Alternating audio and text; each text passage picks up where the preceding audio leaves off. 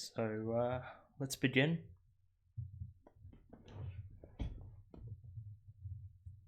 Right, welcome everyone.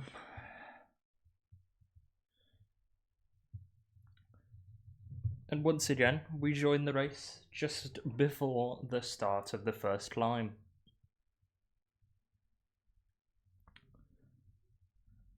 And it is the Queen stage today.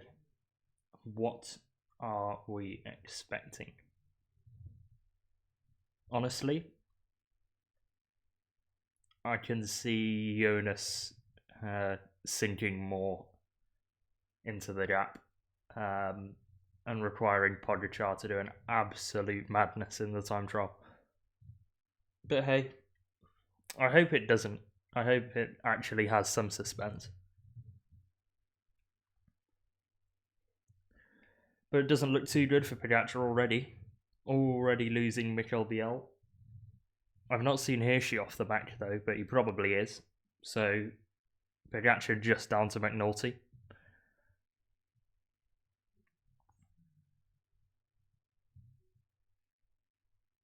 And that is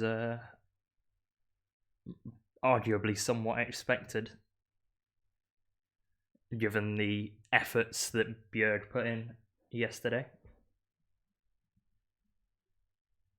to shock pretty much everybody on the stream. I've just got coverage back, and Gesture seems to have got away from this front group. Is this a new front group that's formed, or are they trying to bridge across? I think the latter. There's a bike exchange rider going on the right hand side, perhaps Nick Schultz. He will join Michael Matthews, who was in the original move, I think. Oh, never mind. This is a new breakaway, I think. It could be Lutsenko for Astana, but I'm not certain.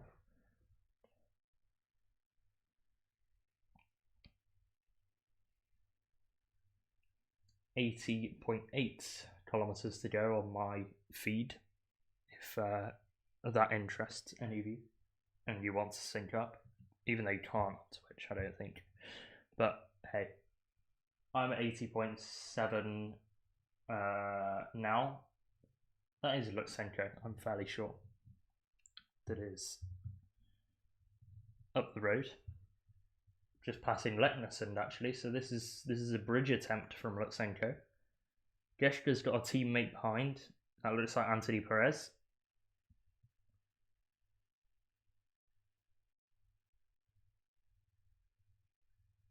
Trying to pilot him up into the front group. He's had a really tough time getting into this breakaway. He's used up a lot to make it.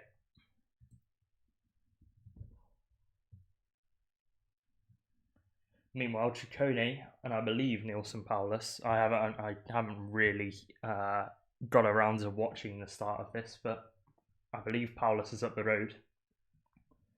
Other big names there: Wout Van Aert, Jorgensen.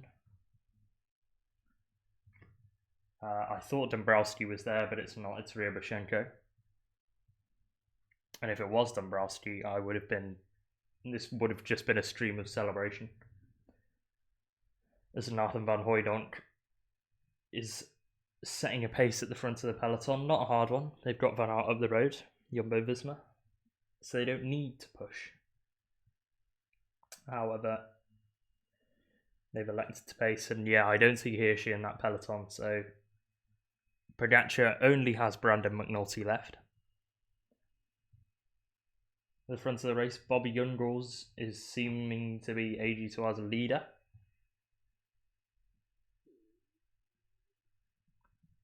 As he has a teammate pacing for him.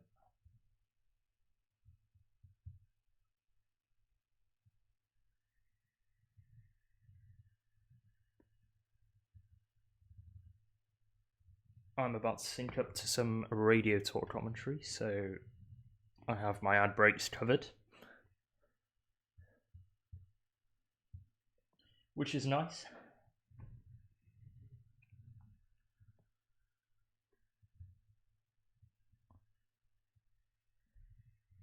Meanwhile, yeah, Miguel Biel looks desperately in trouble. Probably aided slightly by the crash that occurred. But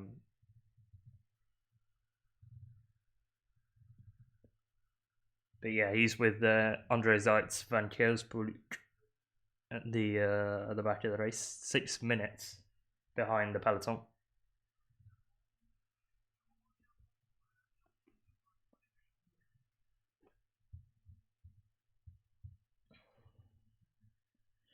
As the camera is on Jakobsen at the moment. Going to be a tough day for him after just about finishing within the time cut yesterday. And they're on to the start of the Col de Beast.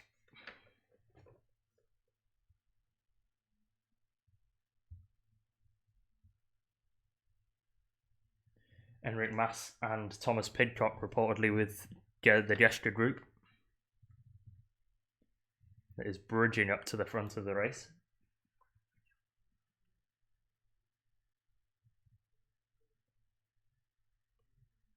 And Dabrowski is represented. Hello!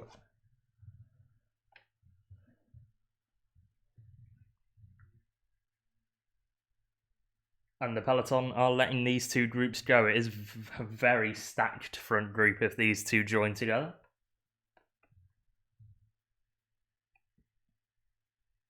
And Luke Rowe for Ineos just getting dropped off of the back of this second group, the chasing group. Along with Tony Galopin. Van Aert is now setting a pace at the front of the race. And yeah, the chase group don't look too far behind. As Louis Meintjes is going off of the front of the peloton. Clearly sees Enric Mas as gone up the road. And might be looking to track that move. So, Louis Meintjes for Intermarché going to follow the chasers.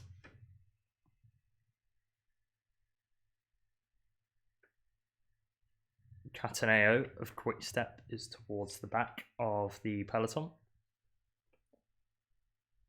As Van Aert continues to press on. So if Dabrowski makes it up for Astana, they've got Ryaboshenko and Dabrowski for Lutsenko.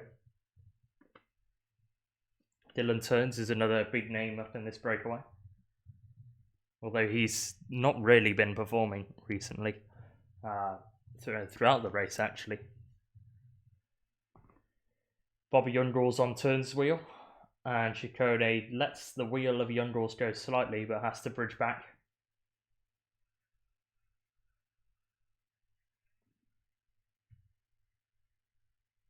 This chase group is now split into many pieces. 2 groups of 3 now. Dombrowski along with 2 Cofidis riders. Geschke had a teammate, I think it was Perez, but it could have been Pierre-Luc Perichon or Thomas actually. They all look fairly similar. That was another rider going up the road. So the breakaway composition still isn't done yet. It was Arkea and it was, I was going to say Tommy Swift, but it's not the guy. Connor Swift. And Jakobsen is getting spat out of the back. He or she is also on the back of the peloton, so he's still technically in the peloton. But he's struggling. Jakobsen has Seneschal and another teammate around him. That is Groenewegen and Amund Grondal Janssen being dropped out of the back as well. They've seen Jakobsen go and have a little gap on him. But not much. But this is going to be a huge group at the front once the chasers, the many chase groups make it across. Because the peloton are allowing this to go. Hello Mika, how are you?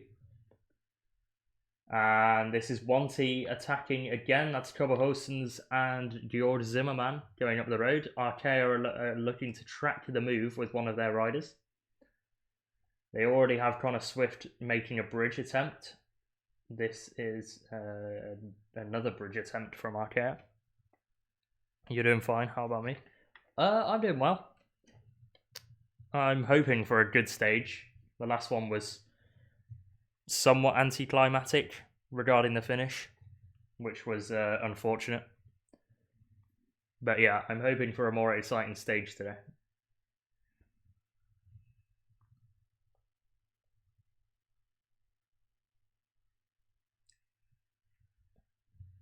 Jumbo-Visma are just going to control this group and see who is going up. It is very chaotic at the moment.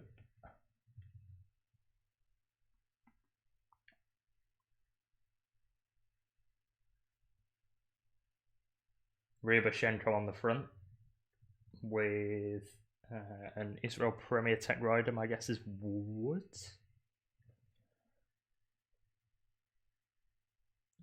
Patrick Conrad for Bora also in this move. Julia Ciccone on his wheel. It is a massive break. And yeah, there are many chasers that are going to catch up, so this break could be 30, 40 plus by the time it's fully formed. Which means it's going to be congested for King of the Mountains, because Geschke will likely make it up. He's with Dombrowski and one of the other Cofidis riders. Let me just have a check. Benjamin Thomas he's with, so Geschke's going to have a lot of defending to do. But he will have done the first job, which is making it in the break, it seems, although he was starting to really suffer from his efforts, especially at the start of the stage.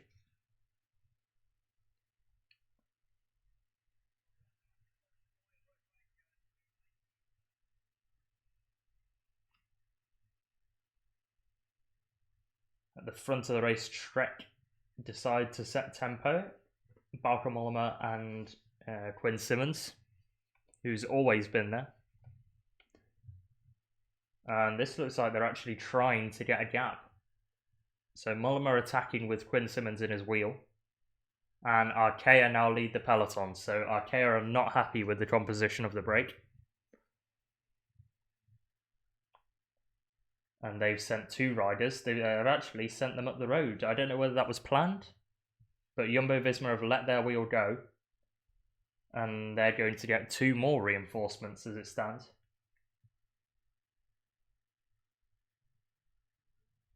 There's just groups scattered all over the road at the moment.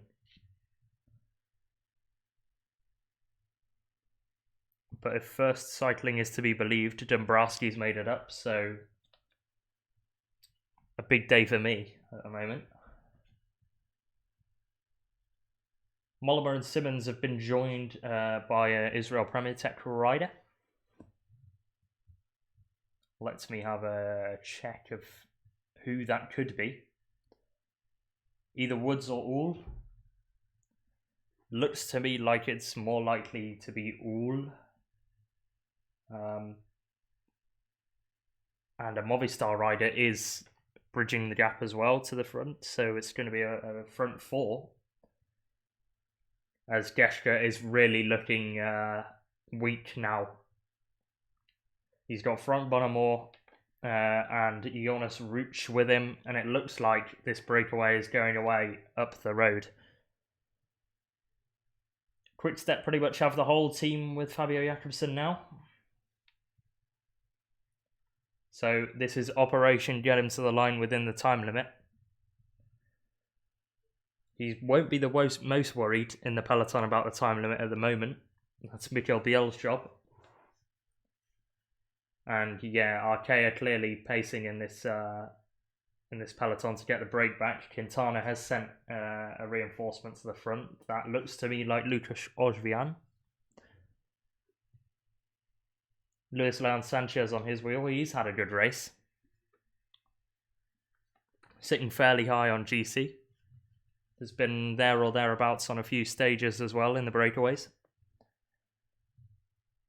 Chris Hamilton was also towards the front of that peloton for DSM. but I've not seen Tadej Pogacar.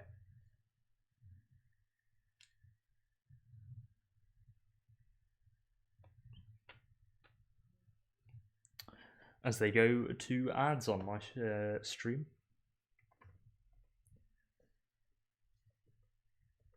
Carlos Verona was the Movistar rider bridging to the front of the race.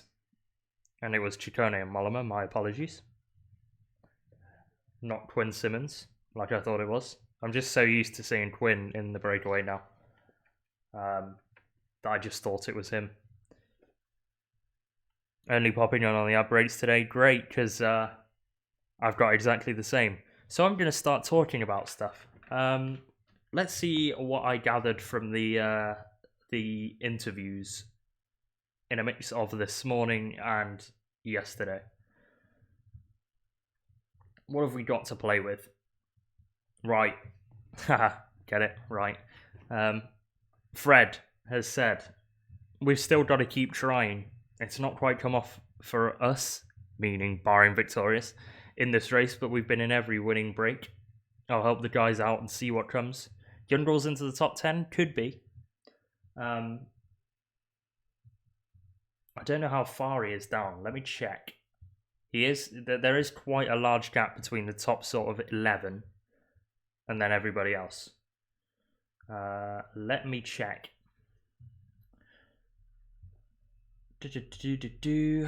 Bob Youngall's.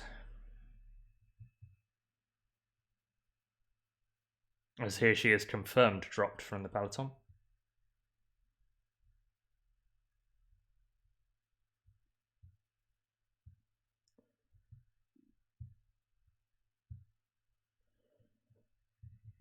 Youngall's, yeah, he would need to find about 9-10 minutes, I think.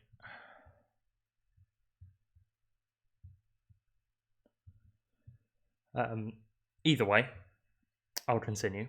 So yeah, that was Fred Wright, and Bahrain, currently have they've got Turns in the move, and they've got Mohoric in the move today. So Fred Wright has been involved in setting that one up, and he did also say that if he's interested in going in the break tomorrow to see if he can catch up the sprinters. So watch out for that one. Biela's at 8 minutes already. Yep, he's been dropped off the back since pretty much kilometre 15, I'd say. And he's not going to make it back. He's got Van Kersbroek and André Zeitz, I believe, with him.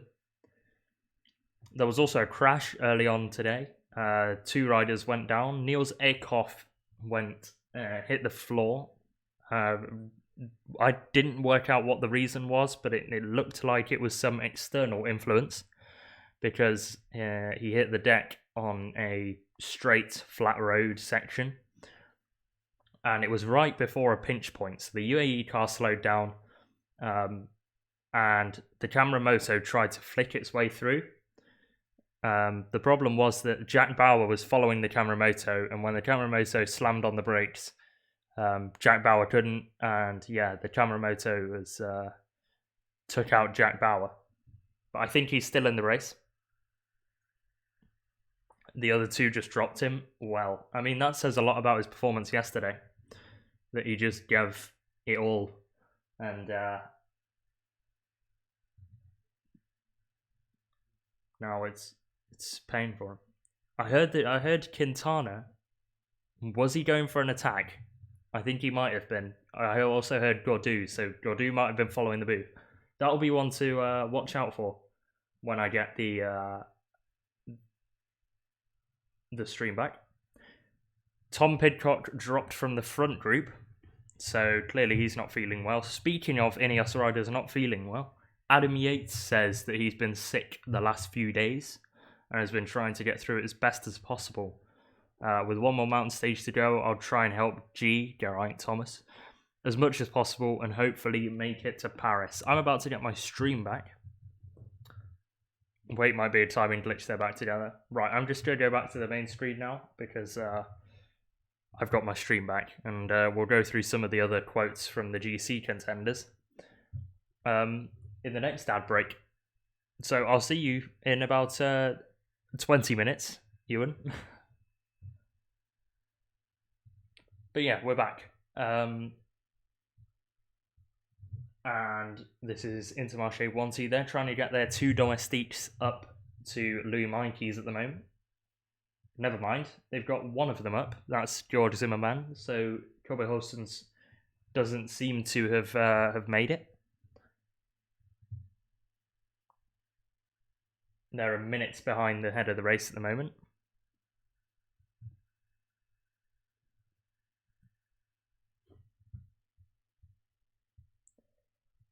One second.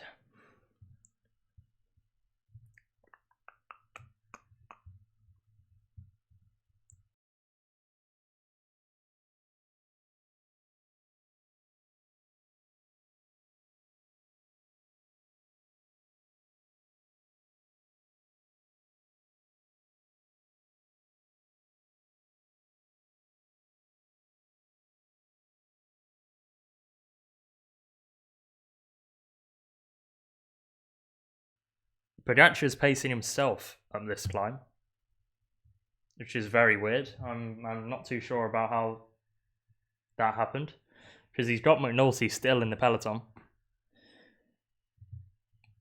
But hey, I'm very confused. As Geschke gets reeled in, so it's not going to be his day, and he might just have lost the King of the Mountains jersey with that. He tried so hard to make it into the move, he missed it first off, and he spent the whole team, did end up making it in the move, almost managed to bridge across, but just hasn't got the legs and has expended himself too much in the 17 previous stages.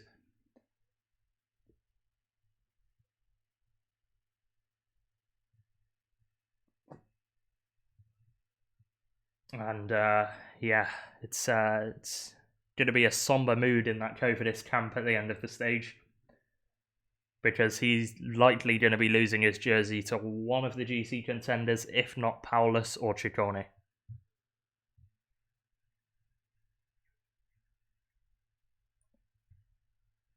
One minute and 35 seconds, the gap between the yellow jersey and the front of the race at the moment. And there is... Was that Tom Pidcock? No, it wasn't. It was Luke Rowe just losing contact with the yellow jersey group. Sepp Kuss soft pacing on the front. So is that Jumbo down to 1, or are they keeping Van Hooijdonk towards the back? They've got Benoot and Van Aert up the road anyway as a reinforcement, so that's not a problem for them. There is Van Aert dangling on the back of this group, front group. Danny Martinez also up the road for Ineos. UAE without anybody up the road. Bjerg and not McNulty. Bjerg and Hirschi have been dropped.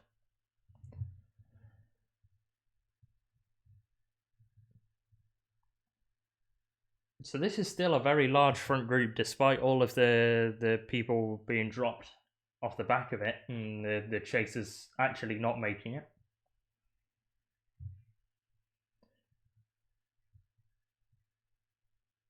And it is Movistar that are pacing on the front at the moment. Makes sense. They've got Mas. He's a GC guy. Him and Lutsenko are both in for the GC at the moment, looking to make up places.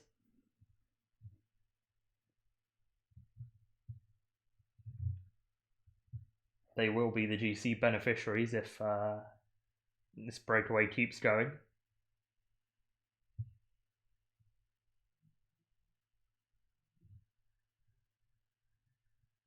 Looks like Dombrowski didn't make it in the end, which is depression for cycling fans globally. But there we are. FDJ on the front, looking to perhaps wall up the tempo because they've got Madouas and Thibaut Pinot up the road. Looks to be Michael Storer doing that job.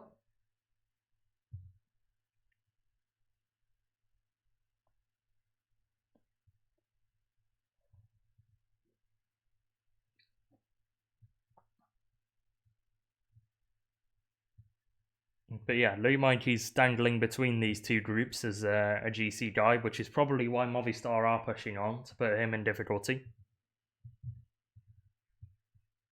They've got 1 minute 10 over Mikey's at the moment.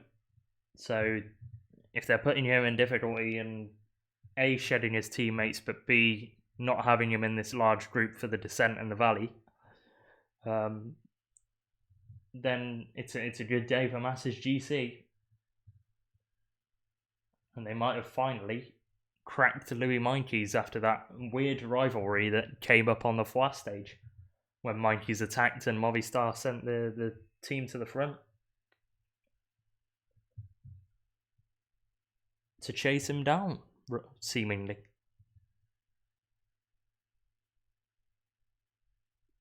The Pope on today's course, but looks very French to me.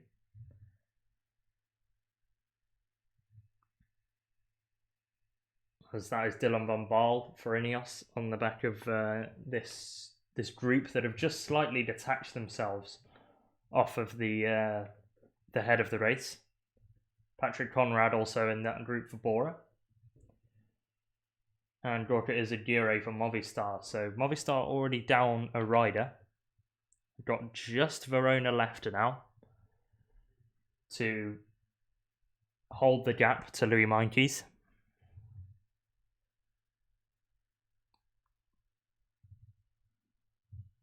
And this is why Grand Tour racing is so good. They've got so many different little battles and people are racing for so many different things. You've got King of the Mountains points, you've got minor GC placings. As B&B send a rider up the road, have they missed the move again? I believe they have. They had Frank Bonnemore up there, but he just isn't on the same form as last year. And to me, I don't know who that was, actually. Likely Roland or Schoenberger, given their roster for the Tour. And DSM also making a move.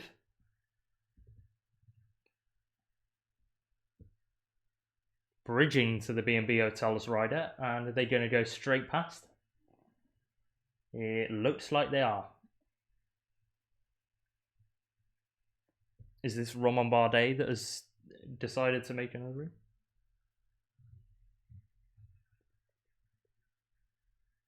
Doesn't look like the peloton are too interested, so I don't think it would have been Bardet.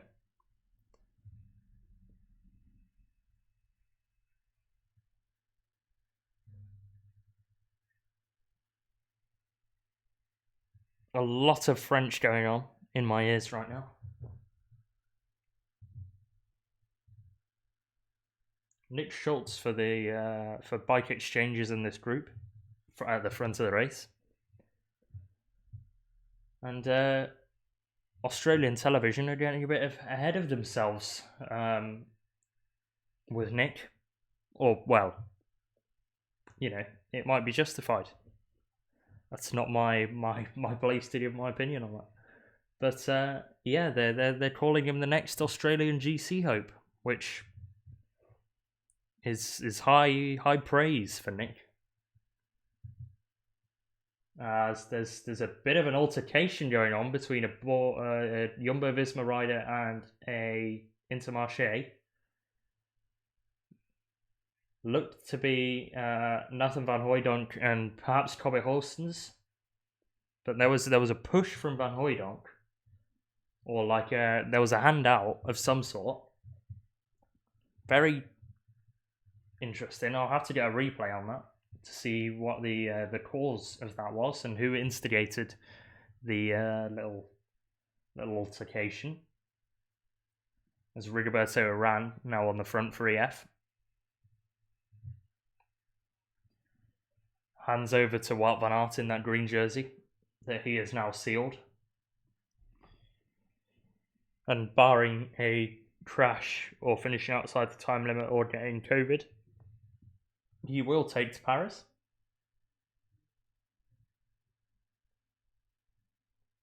Ryaboshenko hanging on for Alexei Lutsenko, trying to keep him protected for as long as possible. And it looks like this chase group, or perhaps detached group, are not making it back to the front. So the likes of Conrad, Max Schachmann, and Jungels, and Godrezadire Kron as well in that group will not make it to the front of the race.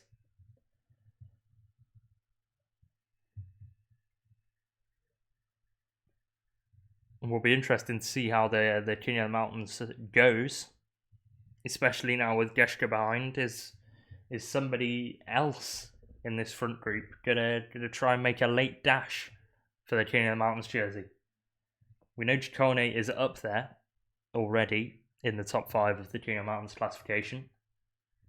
Actually, maybe not after the end of this last stage, but he seems interested in the King of the Mountains classification.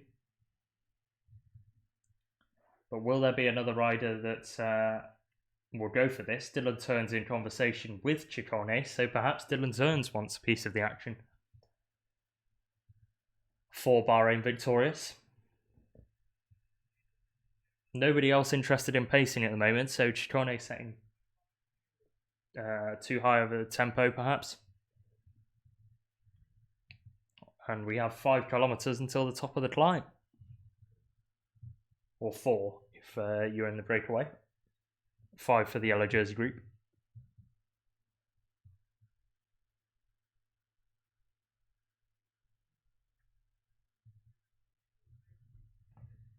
And this is a sorry sight. Simon Geschke well off the back of the peloton now.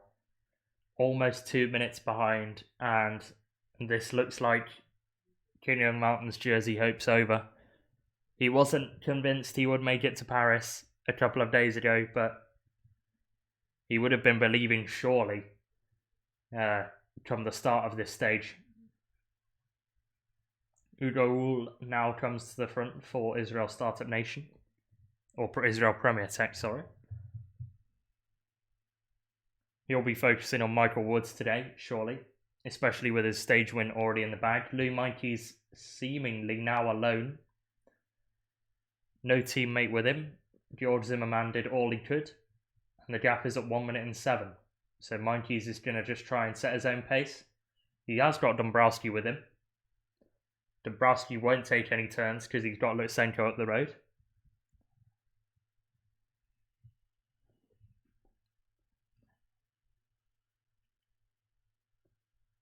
Nilson Paulus and Luis Leon Sanchez are in a group behind the front of the race as well, but ahead of the peloton.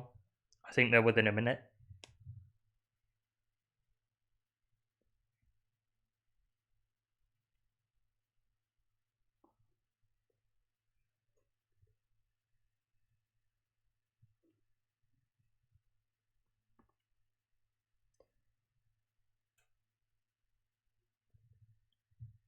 $69.7k to go. And Mikey's probably will just have to dangle in no man's land for the vast majority of this stage, because I don't think he's going to make it back to this front group, and he's not got the descending ability. If he can slot into the group Jungels, Schachmann, Isidire Kron, then perhaps he could make it back. And is that Pierre Latour behind Louis Mikey's? It was some Total Energy rider throwing their bike about. Geschke RNG Polka Dot win. It's going to all go down to if the breakaway makes it or not. And if people want to challenge Ciccone in the break.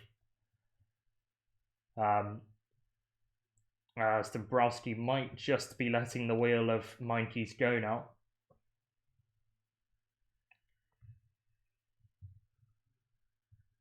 Three kilometers until the top of the climb. Of course, this is HC, so there is maximum points being given for the first rider over the top. Group Mikey is now being given as the second group on the road, despite Jungels, Schachmann, etc. being behind the front of the race, but ahead of Mikey's.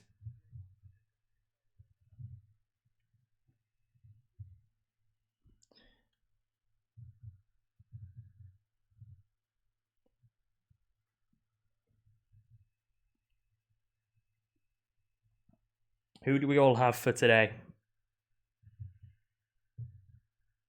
I'm saying Vingegaard. I don't think the breakaway has enough of an advantage yet. That could change at the second climb of the day. I'll probably reserve my breakaway or GC group decision for the top of the second climb. If it is from the break, you surely discount Enric Mas, or you surely wouldn't count out Enric Mas. Lutsenko will also be interested in GC and is clearly very good at pacing his own climb. Nick Schultz also showed he has form in yesterday's stage. Michael Woods, very good on foot, has a teammate in Hugo Hull with him. Vingegaard is certainly my favourite from the yellow jersey group. I think it will just be whether the breakaway stops him. Pogacar is going to try his best, but I think it's all going to be in vain. But I do want Pogacar to close the gap, because it would be very boring if Vingegaard had 2 minutes plus for the time trial.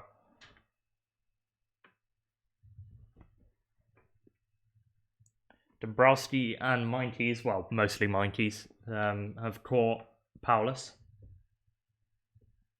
So will Paulus be able to get a free ride off the back of the American and the South African? All double up. I mean, unfortunately, he's not got a value really to break away on. He's got a descent, but the problem is that there are better descenders here. Wout Van Aert, Benoot. Well, not Benoot, actually. Benoot's, I don't know how Benoot descends. But yeah, he's got Wout Van Aert to drop if he wants that to happen. Enric Mas into the top 10 on GC virtually. 13 minutes and 47 seconds behind Pogacar. Not Pogacar, Vingegaard.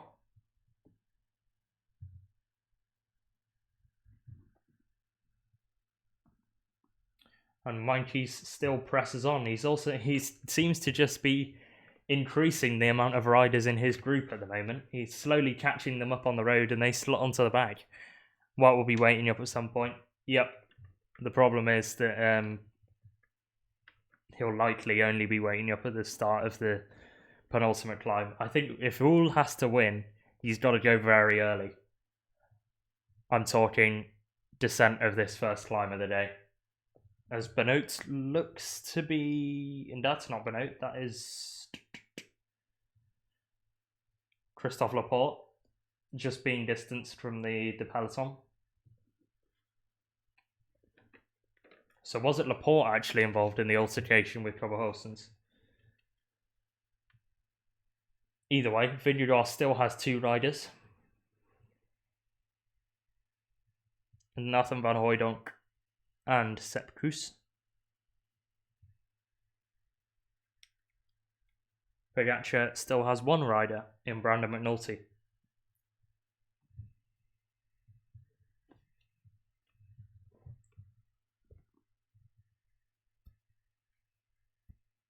Most of the GC favourites actually only have 1 or 2 riders with them. Gaudu actually has 3, even 4. 5 for FDJ, plus Pinot and Madouar up the road, so FDJ having a good day.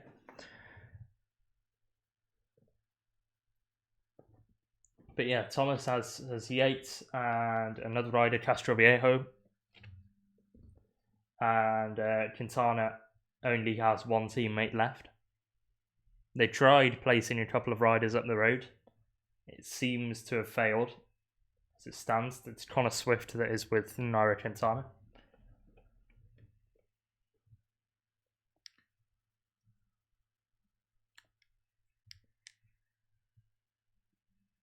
The yellow jersey group is now a separate entity from the peloton, so if I say the peloton is 4 minutes down, that is not the yellow jersey group.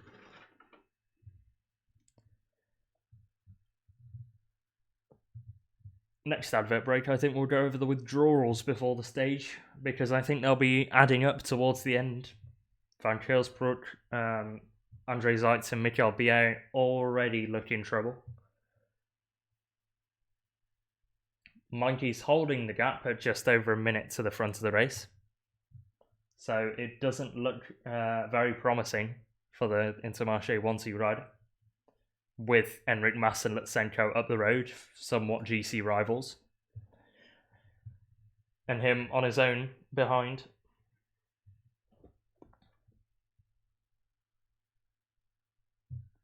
We're going to have the King of the Mountains battle fairly shortly. If Ciccone takes the top of the climb, he'll only be 3 points behind Simon Geschke. And that'll be a Simon Geschke that is not in the breakaway.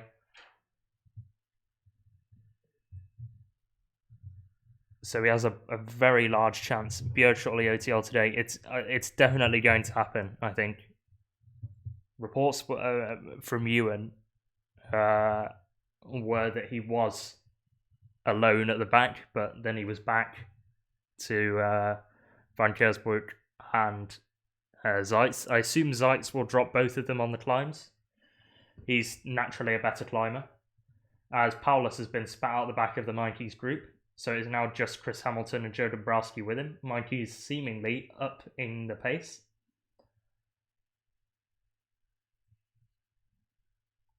Stano might be hoping that Dombrowski makes it across though, because I've not seen Ryabushenko for a while in this front group.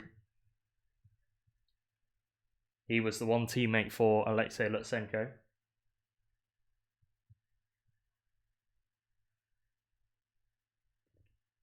Never mind. I think that is Ryabushenko, so I've literally just seen him now. As Madouas handed a bidon to Thibaut Pinot. He's done a stellar job in the last couple of days. For many riders. In Foix, it was himself, but set up Stora, and when that didn't work, Stora set up Madouas for second place.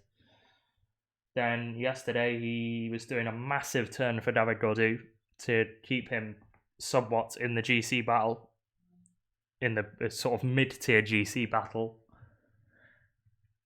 And today he's in the breakaway with Thibaut Pinot. 600 metres then to the top of the climb. We're set to have a sprint of some sort. I'm sure Ciccone will sprint for these points. Will Van Aert be interested as well? I doubt it, but he's on the front of the race at the moment. Ciccone on his wheel. Are there any other interested parties up here? Ryabushenko is on the wheel of Ciccone, so I don't think so. That was an FDJ rider moving themselves up as well. Don't understand while pacing the break. Me neither, but I mean, I guess they're saying, you know, we want a X second gap over the peloton, or X amount of minutes over the peloton on this first climb.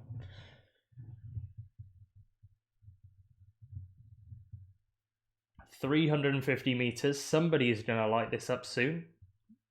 As Tish Badu comes to the front of the race. Van Aert still setting tempo though. Thibaut Pinot is the FDJ rider that is behind Ciccone at the moment. But I believe that Ciccone will just be allowed to roll over the line and take these points. The closer it gets to the line, the more I believe this will happen. Mas and Verona showing their faces for Movistar. They've done their job so far, as in keeping Meintjes behind. Meintjes is now closing the gap with Wout Van Aert's pace.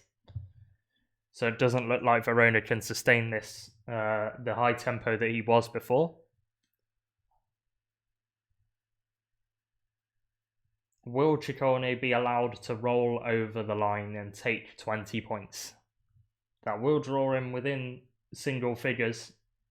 And he looks behind. Thibaut Pinot ups the tempo, but is not going to contest. So Ciccone within 3 points now of Simon Geschke. And Trek Segafredo might just be walking away with a jersey at the end of this race. Meanwhile, group behind, Dombrowski has been dropped from the Meintjes group. So this is now just Louis Meintjes and Chris Hamilton. If Jumbo are pacing the peloton, they can do it. But yep, I agree. They might as well let some other team pace and say, you know, we've got the yellow jersey. Why should we? In the at the front of the race, I mean, you know, Van Aert and Benoot say that they've got no need. There's Devin Jossa Tour de Titema, so I assume that'll be a video, painting the Obist.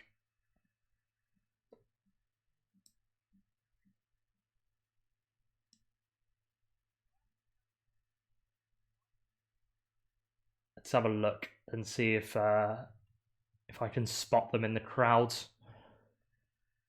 Schultz winning stage if it's a break. I don't know. There are a lot of big names in this move, and Schultz was very good yesterday.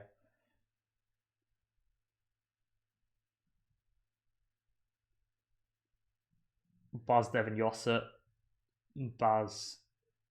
Was that Baz? Tour de Titema corner, at least, is there. I've not seen the car.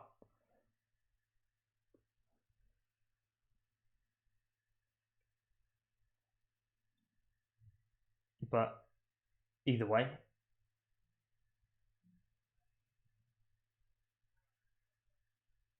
A bunch of dinosaurs there. I doubt it's them, but yeah, I haven't spotted any of Devin Jossa or Baz's faces. Schultz has been good entire TDF. Would you say is the next Australian GC hope? Because that's what Australian media is saying. Bunkies went over that climb 50 seconds behind, so he's going to have a demon descent to try and make it back. Or make it to the front of the race, should I say.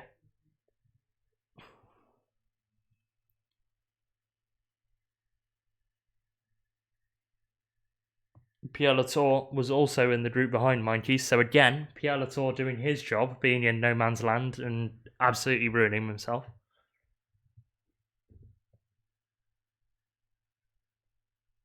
If Pierre Latour had tactics, he would have won the Tour de France 3 times. Honestly, in the right team, he might. I wouldn't disagree.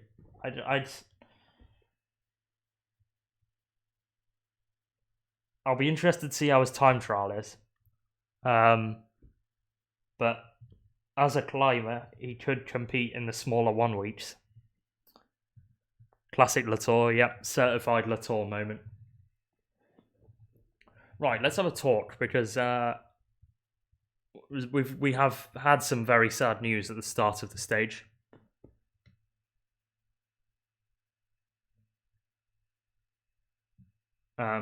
Let's talk about this, shall we?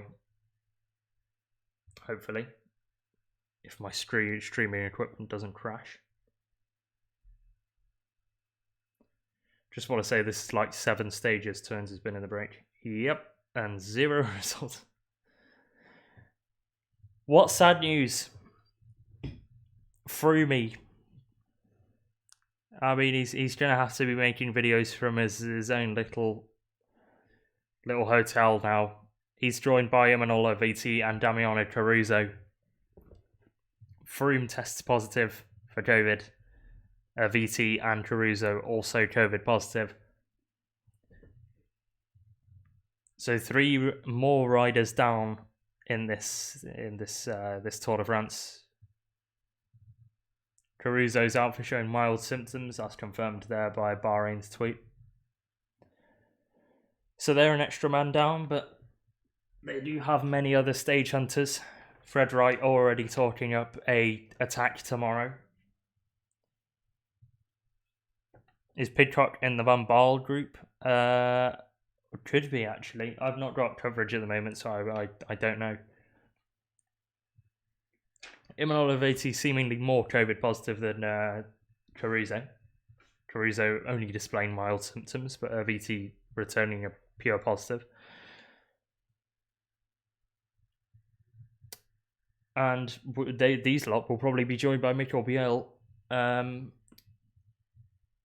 tomorrow because he's likely not making it. Bahrain has been really disappointed this TDF. I'm not going to start the conversation, but the raids seem to be harsher this year.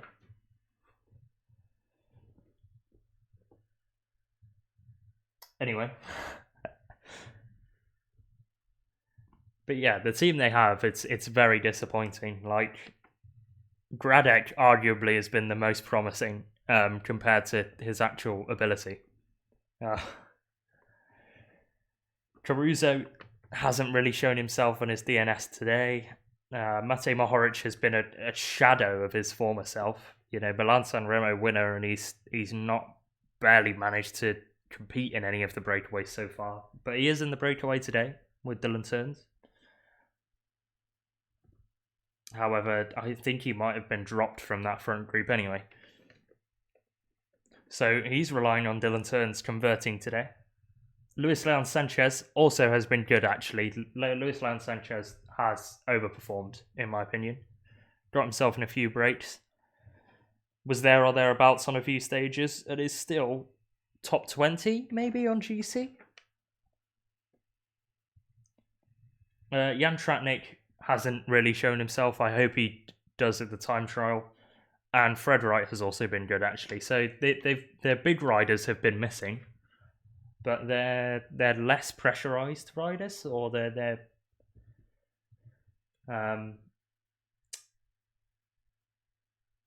the riders with less expectation on them have seemingly done better. Hey DNF wouldn't have helped. However, I think it would have switched the team's mindset to go for stages, and they just haven't been good from breakaways. Anyway, I've got coverage back now, as they are well and truly onto this descent.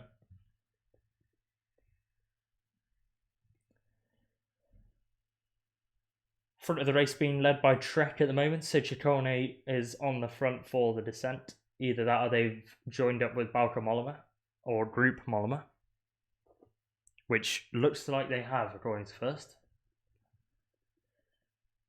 So would that mean that Pidcock is back in the front group or not? Martinez and Bambal, I know, were in the second group on the road, so they're back. Is Pidcock back? It's Martinez towards the front for Ineos at the moment. And Meintjes is between a rock and a hard place here. He has Chris Hamilton for company, but the problem is that for him is that Andreas Leknesund of DSM's up the road. Louis Meintjes does not have a teammate, so Hamilton is not going to take a single turn. And it's going to be a long day of riding for Louis Meintjes today.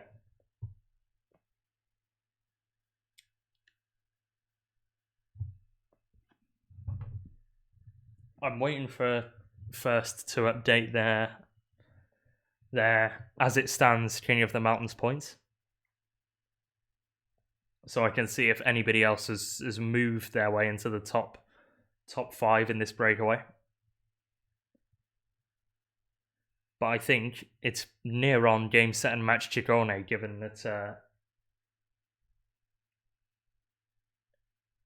that he was just allowed to go over the top. So Ciccone took 20 points over the top of the climb. Pinot was second, Van Aert third, Madouas fourth, and Benoot fifth. So FDJ and Jumbo-Visma just seemed to wall that up and allow Ciccone to go off the front and take the points. So it doesn't look like he's going to be challenged at all this stage. Mollema on the front for Trek on this slight rise in the road. It will go downhill again very shortly.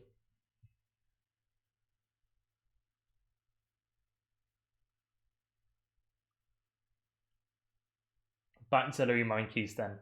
Is he going to take a sticky bottle from the car or just some advice? I think it is the latter.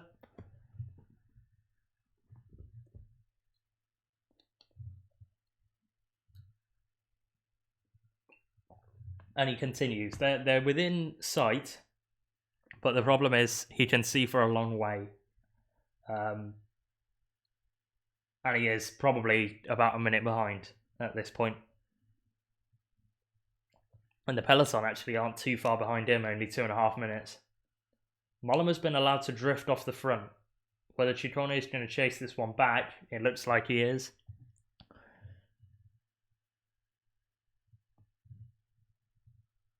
So that wasn't planned from Trek. But that shows they're all in for Ciccone today. And likely is King of the Mountains bid. So their stage finish will probably be at the end of this Cat 1 climb.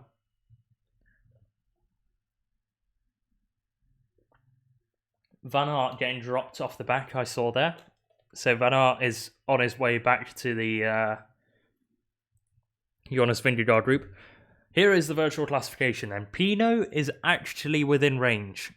He'd need to probably finish at the top of this this Cat 1 to take 10 points, which would move him on to 56.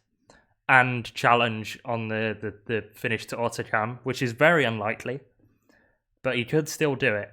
Ciccone needs 3 more points. Probably going to get those on the following climb. But Pinot might move his way up into the podium spots of King of the Mountains, and Geschke is the real loser today. Geschke having been really trying to get in that move. And used up pretty much the whole team. Benjamin Thomas and Anthony Perez, Pierre-Luc Perichon, all taking massive pulls for him. He just couldn't convert that into a breakaway move.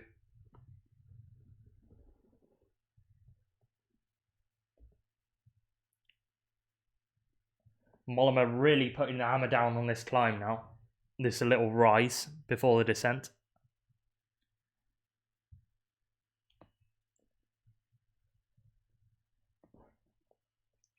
Perhaps they've seen that Mas and Isidire are dropped. Isidire been sent back to Mas, so perhaps Mas has trouble descending. Because it would be very odd to see him dropped on a climb before the likes of Ryabushenko.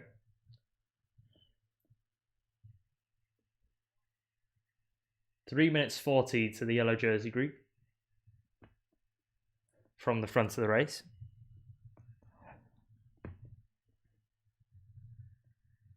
And Bauke Mollema looking to press on the descent. Onto this sort of second descent type thing. Off the Obisque. Dylan Teuns moving his way up for Bahrain. Current composition at the front is Mollema, Ciccone, Benoit, Uran, Dylan Teuns, I believe. Mikey's is really starting to feel his efforts now. 1:20. He's not going to make it to this front group of 20-ish riders. And it's all about just limiting the damage now. And hoping he can stay in GC range. That'll be Wanty's hope as well.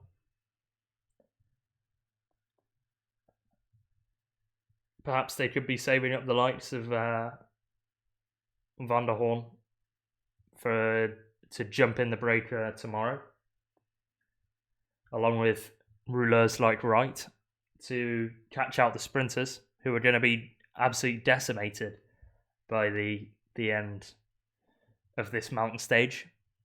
I think it is going to be really interesting to see what riders make the break tomorrow, because it's pretty much a free stage win that you've got on offer there. A near-on guarantee that the breakaway is going to go all the way to the line. So I think it would be interesting to see what big-ish sprinters get into that first group. Anyway, I've gone for adverts, so I'm going to have a look at some more interviews. During the break.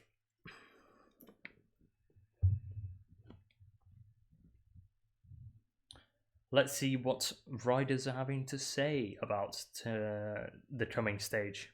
There's Yates again. Let's go to Thomas, his teammate. It's hard now, innit? quote. He's talking about to catch Pogacar and Vingegaard on GC. It's nice to be in the mix, but stage 18 is another day. Basically meaning that he'll settle for third, I believe, and that's not buying. Oh, the dodgy second account is back. What a day. I mean, that was the best part of yesterday's stream, because the cycling didn't really deliver in the same way that I expected it to. So yeah, dodgy second account made that last stream.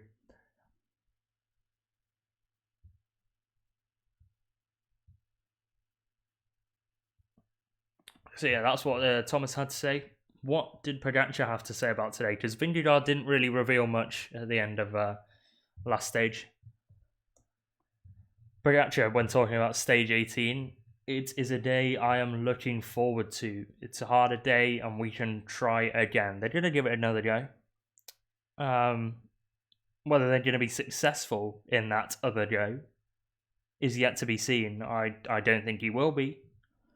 And he will have to take a lot of time before the time trial, as Thomas put yesterday. But it's going to be damn fun seeing him trying, because he's going to have to throw the kitchen sink at it today.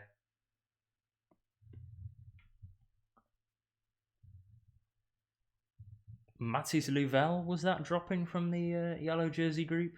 Which, it was a surprise he made it that far for Arkea.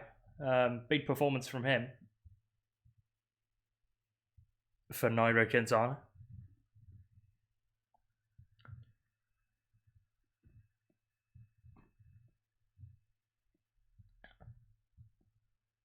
Next climb will be the Col de Spandelles. 10.3 kilometers, 8.3%. Okay. So it is a very difficult climb. Cat 1 status.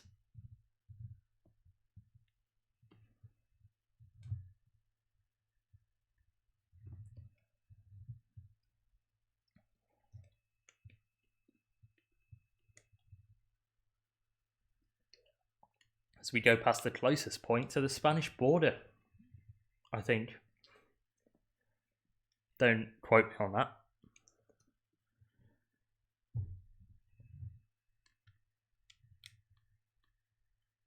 But yeah, I think UAE are going to have to start thinning out. Well, UAE. Brandon McNulty is going to have to start thinning out Jumbo-Visma's domestiques.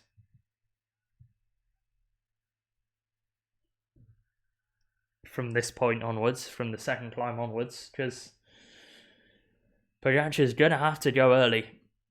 And I'm predicting an attack off the top of this Spandelle climb. It is a pedaling descent, which doesn't really help Pogacar if he does go at the top of this climb. I think it will just be down to how many teammates McNulty's going to shell, and either way they've got Benoot and Van Aert up the road, Jumbo-Visma, so it's going to be a big struggle for UAE.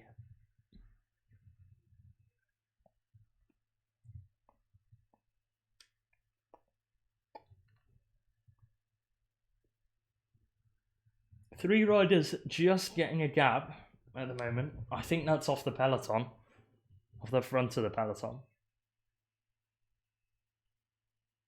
I think it was Arkea, but don't count me on that. And Meintjes is dropping Chris Hamilton on the descent. Either that or Chris Hamilton is making his way back. But I think he stayed with Meintjes over that little rise. Either way, it's really over for Meintjes now. I don't know why they've got the camera on it. Because he's just going to dangle between the two groups, and it's not going to be very entertaining viewing. It is Arkea that have gone for a descent attack. A descent team attack from Arkea Samsic. Quintana surely would be one of them, otherwise they wouldn't be trying this.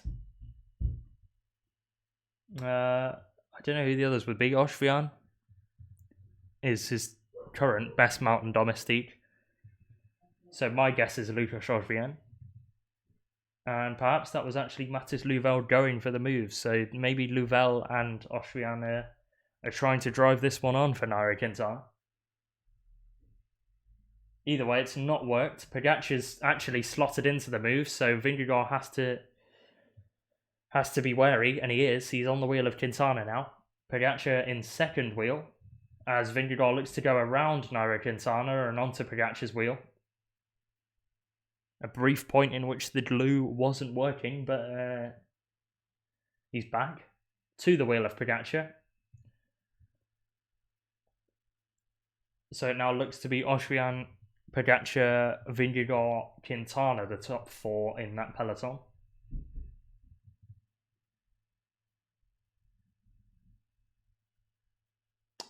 Back we go to Louis Meintjes' group. He's got another two in his sight. Are they the two Movistar riders of Mas and Izagirre? Because if so, he's actually done half of his job then. Lutsenko's still up the road, which is a GC threat to him. But Enric Mas caught. And it is Movistar, so it could well be Enric Mas. This proves his descending ability, or lack of, at the moment. So maybe it wasn't an altitude issue as to why he's not been towards the front of this race. Maybe it's just been an off race for him. We'll have to see if he goes to the Vuelta for that to be confirmed. Arkea still looking to press on this descent, and they do have gaps. McNulty is on the back of the front split of the peloton. Took some questionable descending lines yesterday, so whether he can stay on the back is another thing in itself. There is a Jumbo-Visma Domestique in this group as well. So it is Austrian, Pogacar, Vingegaard, Quintana, Bardet, McNulty, and probably Sepp Kuss in that group. And Mas has been dropped. Mas has been dropped by Louis Meintjes. So this is not the Enric Mas that we saw at the Vuelta last year.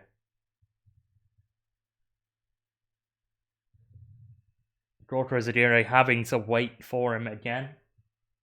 Must be difficult being him at the moment. And Mas just doesn't look comfortable. I don't know what's wrong with him, but it clearly something is, because he's moving very gingerly down the descent.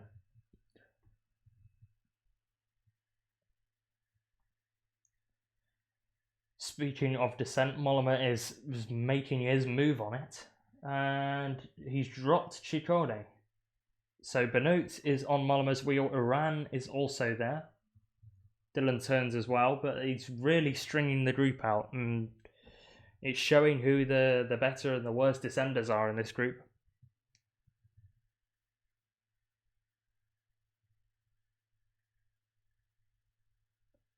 Back to the front of the peloton. It seems as if Ineos are missing this split, so they're pressing on to try and close it to McNulty.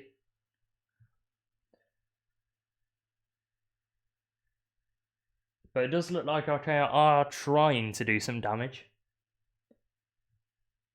Especially given that they don't have the mountain team that UAE or especially Jumbo have. Or even more so Ineos. Yates confirming that he is all in for Geraint Thomas, which we all expected given his poor performance from yesterday, but that was due to sickness, so we'll have to see how he bounces back today. Whether he's feeling any better or not. But Mas does not look himself down this descent. Gorka Izagirre having to wait up again.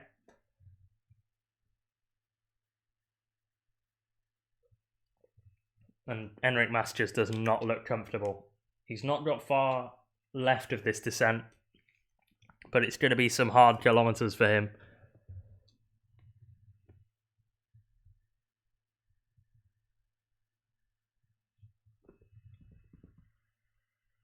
That's Luis Leon Sanchez for Bahrain victorious, who's just been overtaken by Meintjes and Hamilton.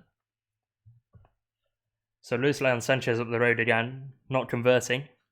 Mas so bad at descending, this is pretty normal for him.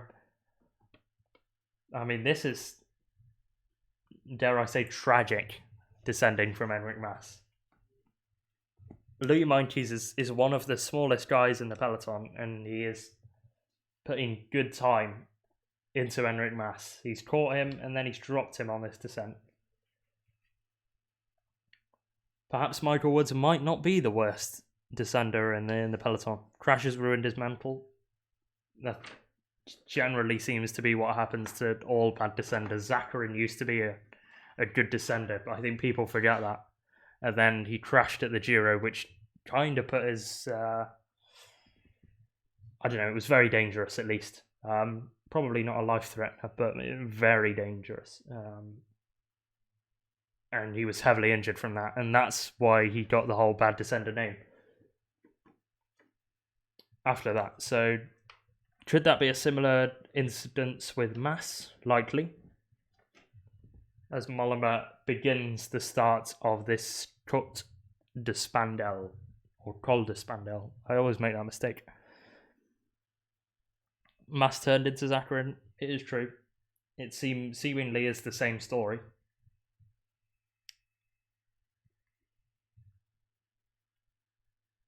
As Pierre Rolland just joins back onto the yellow jersey group. So, unsuccessful move from B&B Hotel. They tried to get Bonamore in there, failed. And they tried to get Rolland in there late on as a bit of a consolation. But the gap was too big already, and that's failed as well.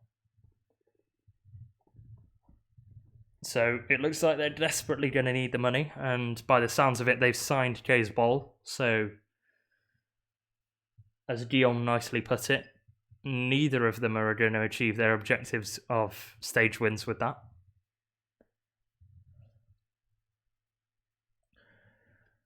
Ciccone taking up the climb then for Trek Segafredo. Surprisingly not Mollema.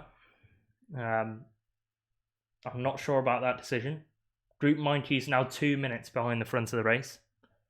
So Mollema's put an extra 50 seconds into the group of Meintjes, and probably a lot more into Mas, who is slowly making his way back onto the Meintjes group with Gorka Zaguirre with him.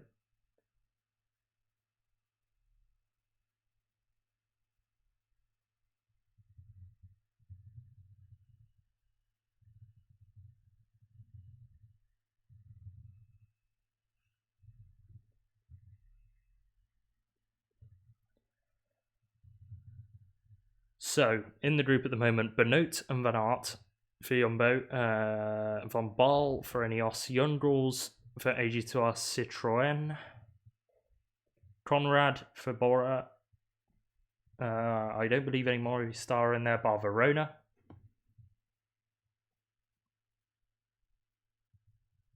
Ciccone Mollema Trek, Turns, Bahrain victorious. Valentin Madouas, FDJ. I've not seen Pino, so I don't know what the deal is with Thibaut. But Madouas still being in the group, big performance again from him. Is really coming into his own in these Pyrenean stages. Ciccone pulls off and splashes a bunch of water all over his face. Yeah, no Pinot in this front group. So Pinot has fallen off of the back of the front of the race. Ryaboshenko finally distanced. Very good ride from him to stay in that front group.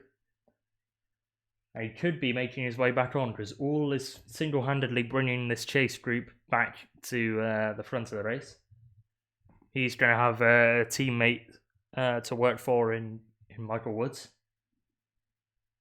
As the peloton now come onto the Col de Spandelles, 10.3 kilometers, 8.3%.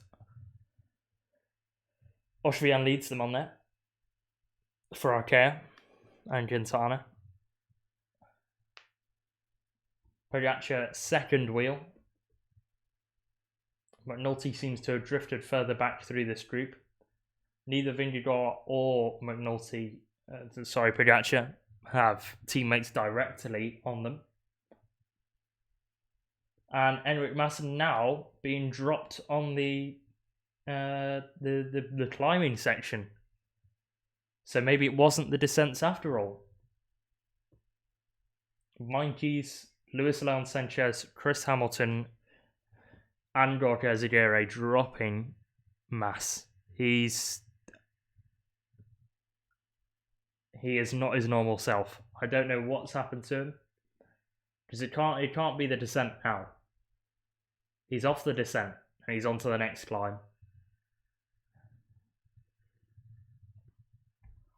But it is not a productive day for Movistar at the moment. 10th on GC. And losing time to Meintjes already. Losing time to Lutsenko in the breakaway as well. Will likely be caught by this yellow jersey group. Very likely be caught by this yellow jersey group. Which is being paced now by Brandon McNulty. So here we go. UAE are making their move. This is, I believe, the climb Pogacar is going to attack on. Let's see how far McNulty can thin out this group. Immediately Pidcock off the back, but I think that's off the front of the race. Jorgensen also gone for Movistar. And that is not David Gaudu. So he's fine. That's Antoine Duchamps and Olivier Legac for FDJ.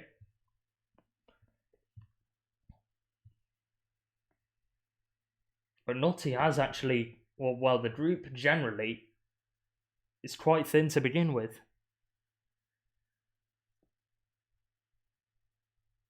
So he's not got much really to shed off of this group. Nathan van Hooijdonk gone for Jumbo-Visma off of the peloton.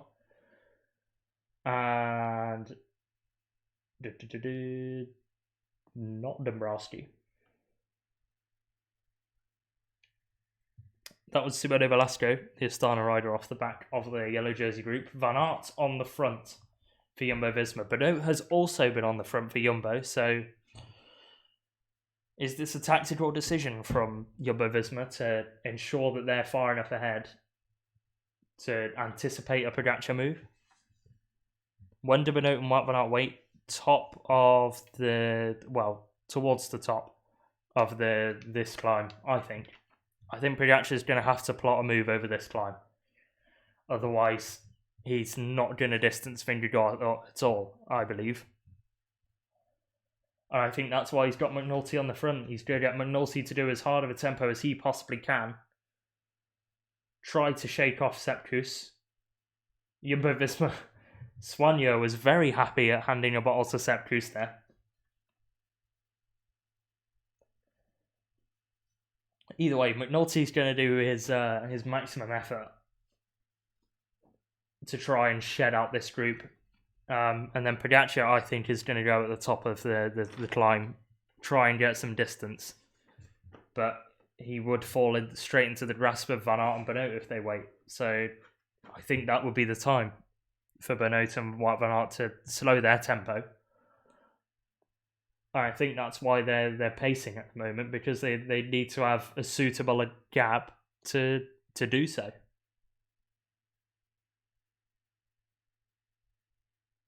Pinot is back on this front of the race, by the way. So Madouas does have Pinot with him.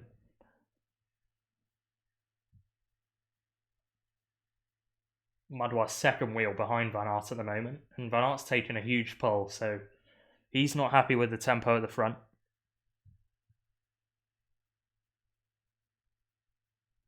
Ryabushenko getting dropped off of the front of the race.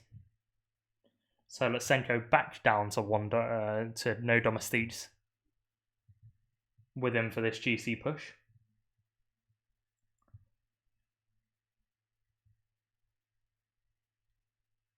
McNulty still setting pace. Vlasov hanging on to the back, but there is distance starting to form between him and the back wheel of the yellow jersey group. I think it's Gaudu. Paulus has been caught and immediately spat out the back. Ciccone won't take points, you think? Geschko might be fine. I think as long as he holds on to the front group, he should be fine, because none of them contested it on the first climb of the day. And that, if anything, offered more points. Stora is still with David Gaudu in this yellow jersey group, so Gaudu has a teammate. Lejac and Duchance were dropped just a while back, which is quite a good ride from them. They're both rouleurs.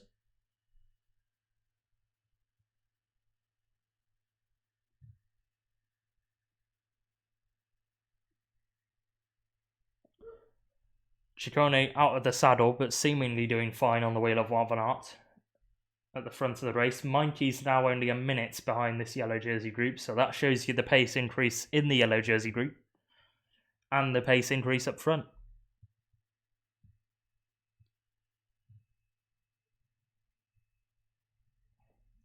Van Aert still pressing on. This is great for Lutsenko because he's getting a free ride and doesn't have to work for his GC at the moment.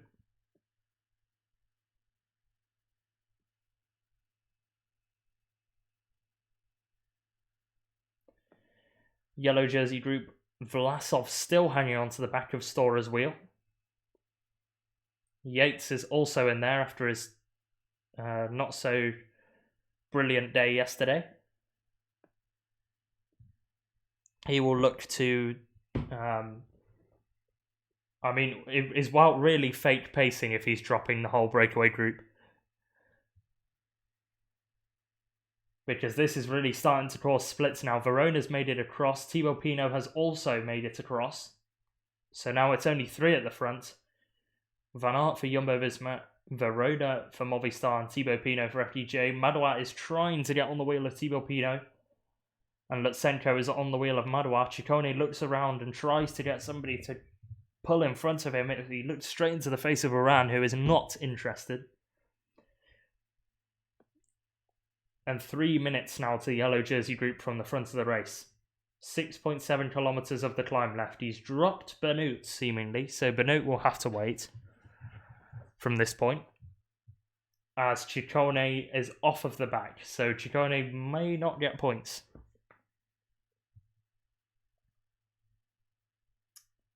Uran is also off the back now, as McNulty starting to string the yellow jersey group out.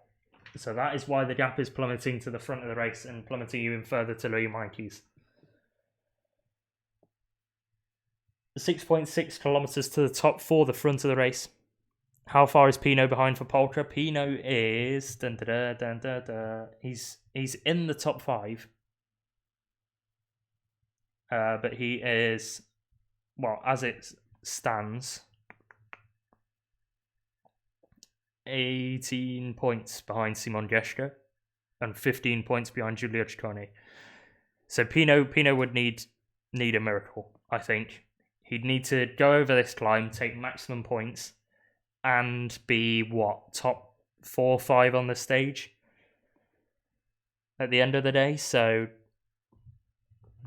I don't see that happening. Bardet now dropped. Bardet dropped with Michael Storer on his wheel. Yates is starting to be distanced at the back of this yellow jersey group.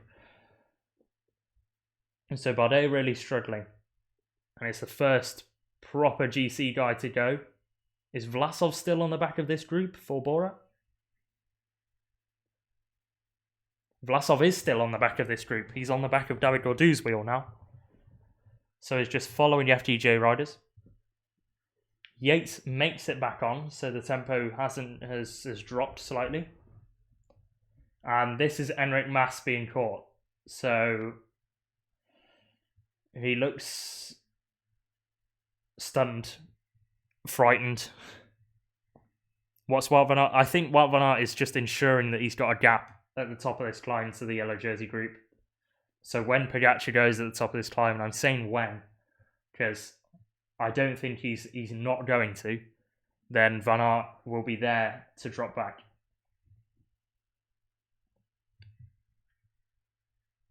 And it doesn't look like anybody else is interested in pacing. It seems as if he's, if anything, is the strongest in this breakaway. So he's going to have to do it himself.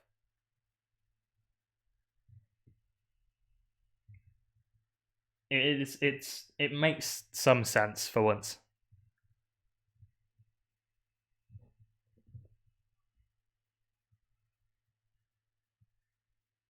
Lutsenko's getting slightly distanced off the wheel of this front group. Yeah, Benoit didn't look like he was going to make it anyway, so it's probably why he's been called back, and Pogacar's attacked. Pogacar attacks with 39 kilometers to go. It doesn't look like a hard one. And Vingegaard's making it a lot easier to follow. So that's probably just one to prize away the duo from the rest of the GC contenders. And he had to give it a try. McNulty hit the wall, so that was the end of McNulty's pull, I think. There's no way McNulty's going to make it back. Danny Felipe Martinez improvement, I agree. He's managed to be in that front five of the race, but the race now is being lit up behind because Pogacar is pacing up this Cat 1 climb. Romain Bardet again looks to be the big GC loser of the day, barring Enric Mas. But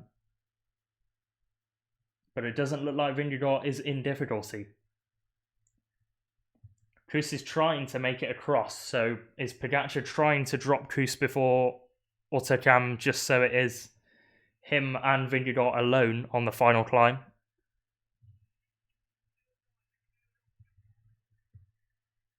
As they go around Andreas Kron. Kuss does the same. There is distance between the duo and Kuss, but I don't think that Sepp Kuss is losing time on the two big GC players. Pogacar now between a rock and a hard place here. That I don't think this was the strategy he should have gone with, especially with Benoit dropping back and Van Aert up the road. But this was what Van Aert was expecting, and this will be why Van Aert is pacing, so that he can get over the climb and, you know, be able to cover a Pogacar descent attack if needs be.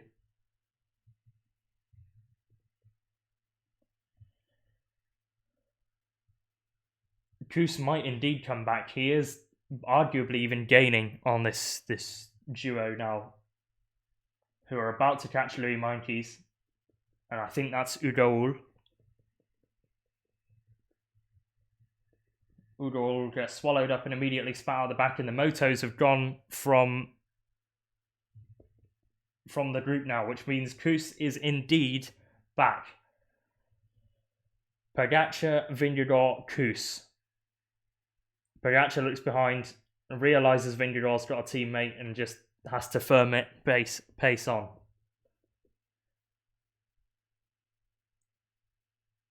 I think this is now... if I would call the tour, I'd call it at this point. I don't think Pogacar has any chance anymore.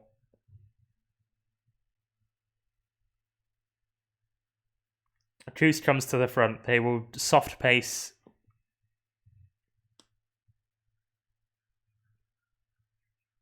And McNulty is really gone, I think.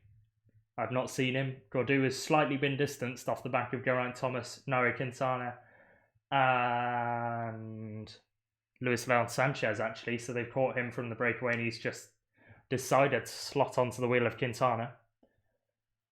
So Geraint Thomas is the next GC rider on the road behind Pogacar and Vingegaard.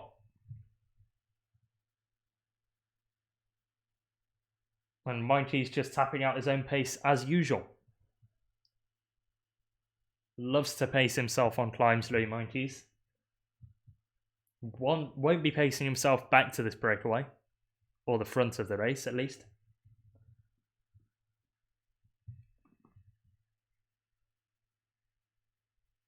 as Pogacar gets a large spray of water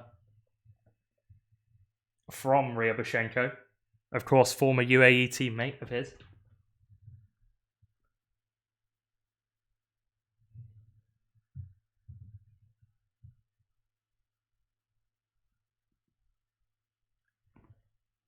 Mikey's gets out of the saddle as the camera moto just about gets by. I was a bit worried that he would just go straight into the back. That wasn't Lutsenko, Lurie. Lutsenko's right at the front of the race.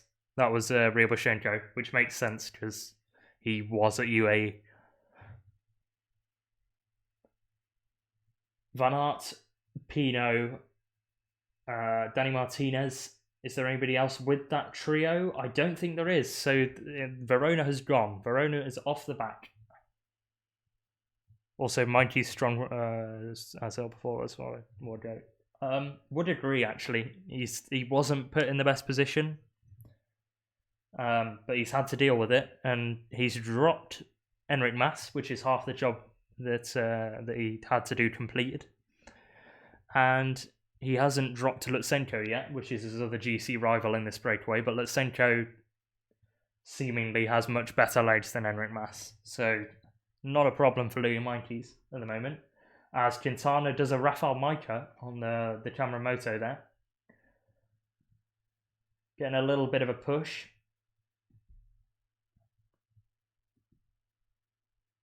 Dylan van Baarle is with Geraint Thomas and is going to use up the last of his water reserves on Thomas.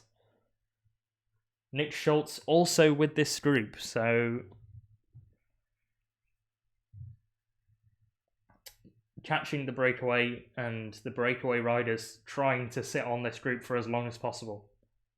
Van Baarle comes to the front for Ineos. They're looking to slow this tempo down. Pogacar's not happy with it and goes again. Vingegaard stuck to the wheel once more. So attack number 2 from Tadej Pogacar. 3.5 kilometers to go for Wout Van Aert up this climb. 2 minutes 45 behind Vingegaard and Pogacar. So the strategy there from Ineos was clear, and Vingegaard didn't react immediately. He was sort of took his eye off Pogacar, but he is back now, and Sepp Kuss is there as well. Pogacar digs once more. Sepp Kuss slightly losing the wheel, but I think he's just going to try and spam attack now. And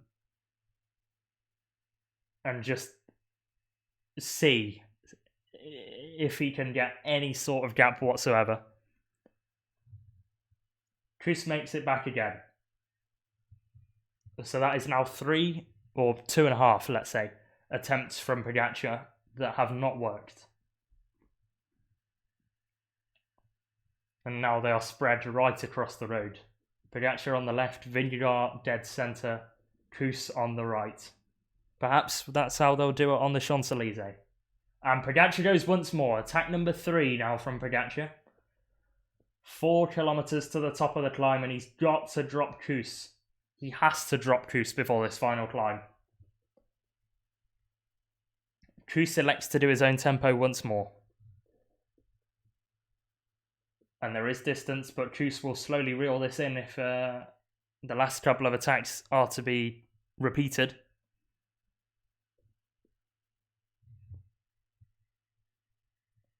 Quintana and Gaudu are off the back now of the Geraint Thomas group, I think.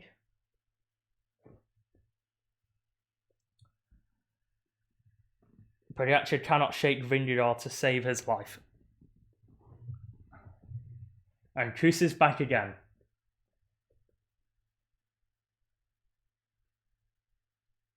Pogacar looks behind. It's another failed move. Even Geraint Thomas has made it across. And Thomas attacks himself. Neither of them are going to follow this by the looks of it.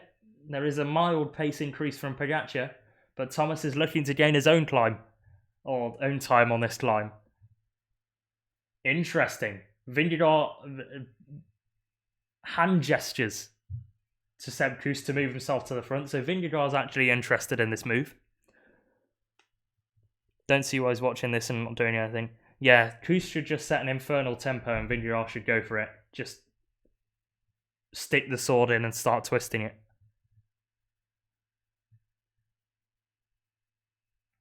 And maybe that's what they're planning now that Thomas has gone.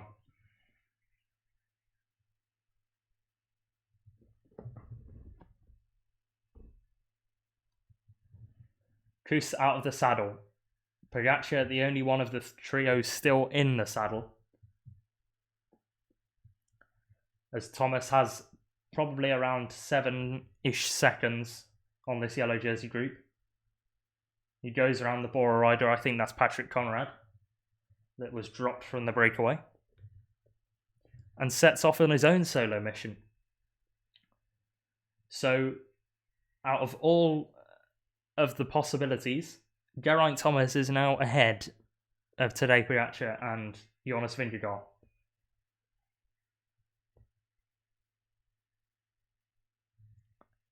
In what world would this have happened?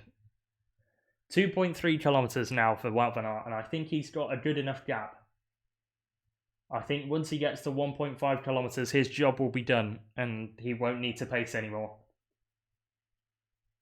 We'll see if he decides to take it up himself. But Pinot may actually move himself right into King of the Mountains contention here, late on. Will he be ruining the fact that he didn't go for that first HC climb? As Van Aert pulls off, he wants Pinot to pace. Pinot says, I can't do much more, mate. And Van Aert continues. 2 kilometers then. Van Aert does look by far the strongest of this breakaway trio.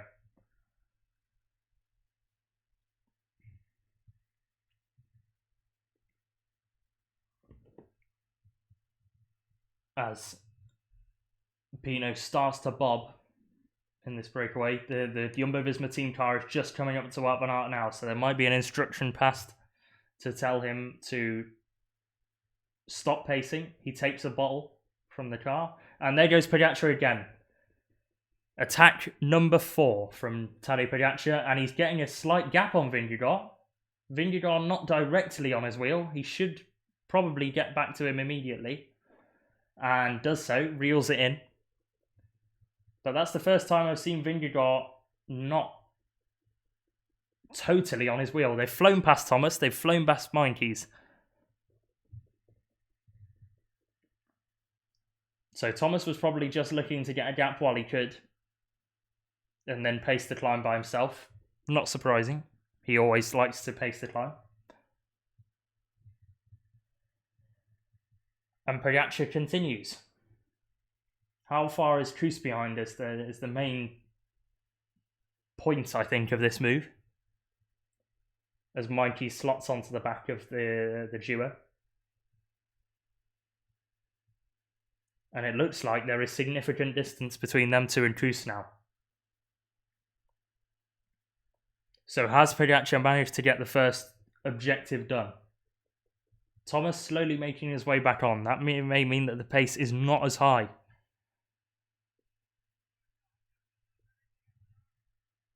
Kuss is behind. He's just behind Ciccone or Mollema, one of the Trek riders. So Kuss is within what? A couple of 100 yards of this group. So he's still there or thereabouts. Whether he can make it back over the top of the climb, I don't know. And Thomas looks down towards his power meter. He's going to start his time trial. He's not interested, I don't think, in either of these two now.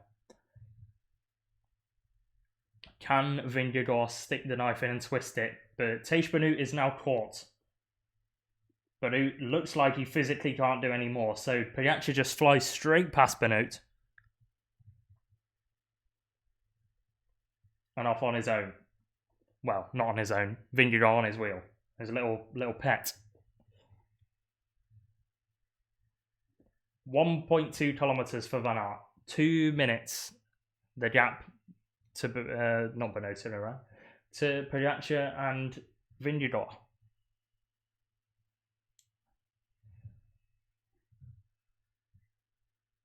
Vingegaard might as well just save himself a Hautacam, to be honest. I do want him to attack now. But I don't think your gap can ever be big enough, quote unquote. We all thought Roglic's was big enough.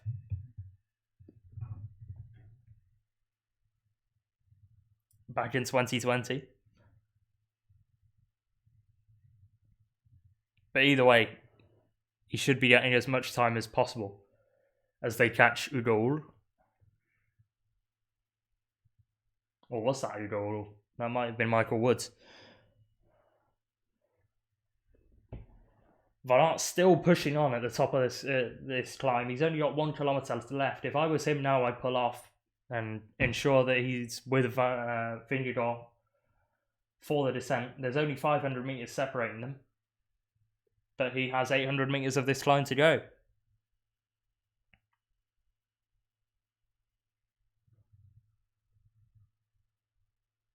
I can see Vingegaard going for it on Hautacam though. Now, I think that is Udall with them, so that is another good ride from Udall in the Pyrenees.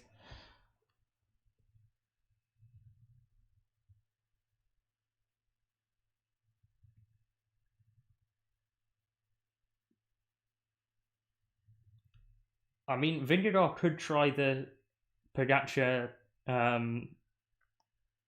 see where he is, attack over the top of the climb, with not really too much to lose. You know, like not a proper attack, just a short effort, and that would pull himself with closer to Van Aert maybe as well.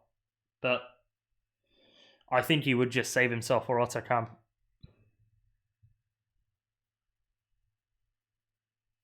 But yeah, Pogacar has put significant distance between him and Geraint Thomas now, and even further between him and Sepp Kuss. So Sepp Kuss is gone. And both of them are teammateless now.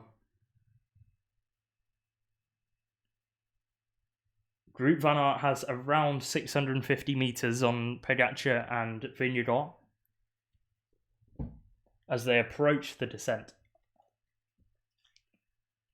Will Pinot make it around Van Aert and take some points? There's 10 King of the Mountain points on offer.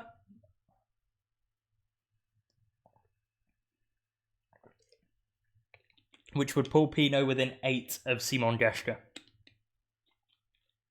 The problem is the yellow and the white jersey behind.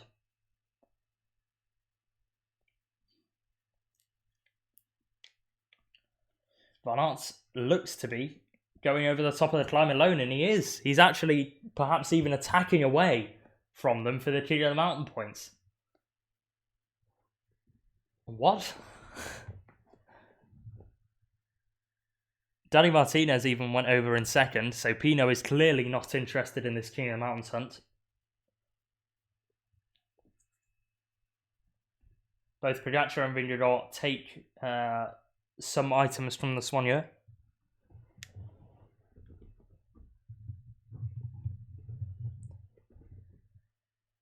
Maybe Van Aert was just doing a Niels Eekhoff and taking some prize money in what is described as an unsportsmanlike act by Thibaut Pinot.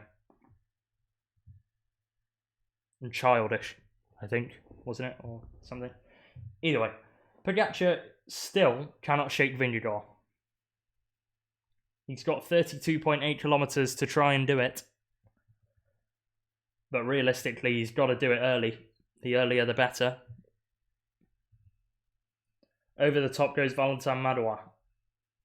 So he is still between the front group and Pogacar Vingegaard. Dylan Teuns, again, not at the front of the race. I think this is just a case of he's tried too many times now and is shattered.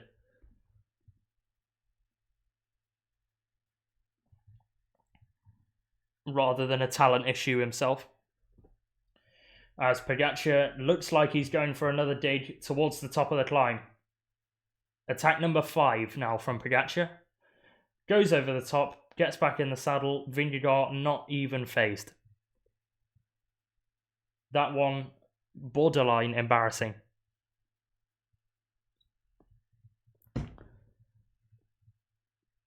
As Pogacar looks around to say, do you want to pace the descent with me? Vingegaard, shake of the head. Absolutely not, sir. I don't know what the deal is with the Van Aert situation. at the front of the race, but not seemingly waiting over this climb. Unless he's just going to freewheel down this descent and catch Vingegaard Pogacar by the foot of the climb.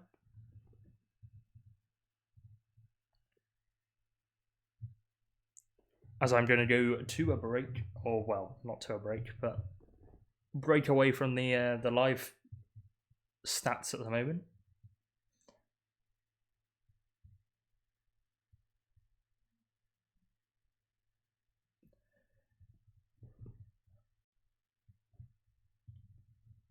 I mean, he's tried again 5 times, but has not managed to get any gap at the moment.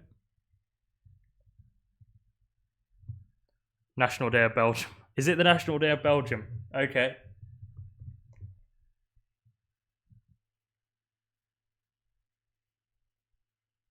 What was that? There was something on the descent. I don't know whether there was anything bad, but I heard Radio Tour shout, "Please tell the riders there is something on the descent." So I don't know whether it's...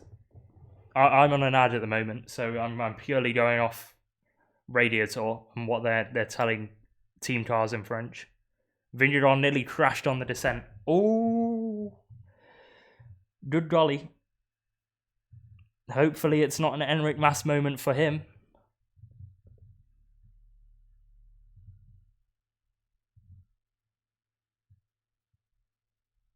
Is Pogacar gaining time on Vingegaard, or his...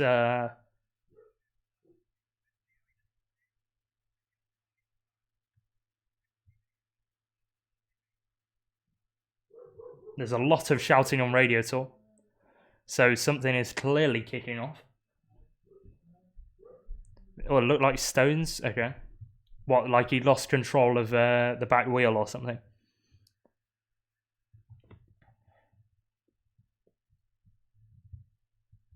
They'll certainly replay it when I get back from ads, so I'll be able to see it, but I'll just see it much later than you lot. Stephen just stayed on his wheel mid-crash. I mean, fair enough. I mean, at this point, he might just crash on the descent and literally slide, but still be on Pogacar's wheel. His wheel just kicked into the air. Ooh. What, so like, I don't know whether you will be able to make the connection, but Amund Grøndal Jansen on the stage that Mads Pedersen won when he was chasing Pedersen, and like his front wheel, it looked like he put too much weight on his front wheel, and then the back wheel kicked up, and he almost went into a barrier.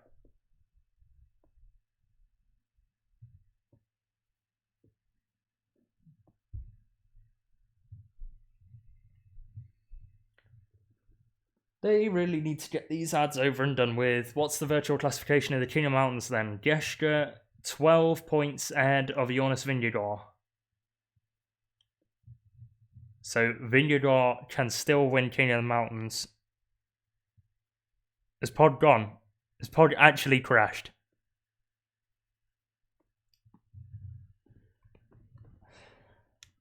Oh my god, he has. Oh, tore over.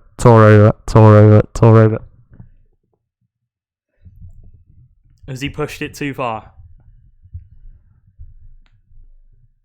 Right, I am about to get coverage back, so I'm going to literally... I'm going to see 2 replays. So that looked like Vingegaard. Pogacar gives him a high five. And a thumb up. Oh! So Pogacar's crashed and Vingegaard's waited. Yeah, Pogacar cleared damage on the left leg.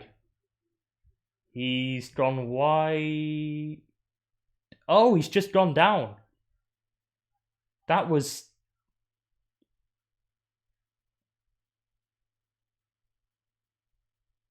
That was clumsy. He just let himself onto a weak bit of gravel. And... crashed, but Vingegaard waiting. Fair play to him. Whoa, that was the Vingegaard incident. Good God. That was a massive scare for Vingegaard. That was far worse than what Pogacar had. Pogacar was just running wide on a corner and then hit some gravel. That was definitely a Netflix decision for Vingegaard to stay on Pogacar. Netflix going over the radio saying, "Come on, man."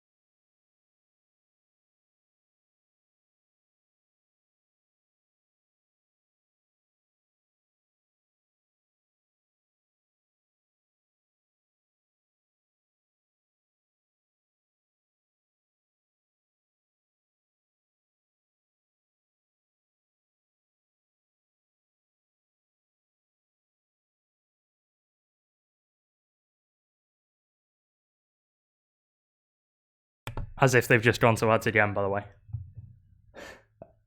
They literally came off ads, showed the two incidents, then a little bit of descending, and then went straight back to ads. Which is hard to get in the door, by the way. And then I come back and see more ads. So, brilliant. Now they'll do slow descent, absolutely. Neither of them should risk it, especially with the scares they've had.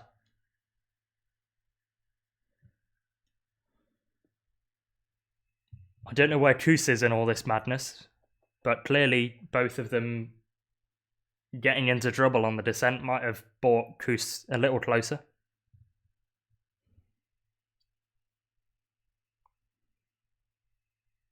Pedo returning to the front of the race, okay. With Van Aert and Dane Martinez.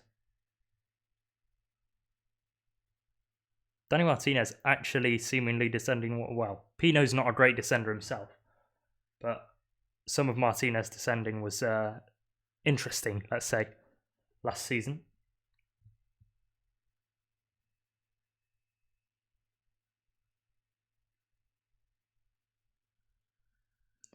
So yeah, Koos and Benoit behind could probably not Benoit, but Koos could perhaps be in play again.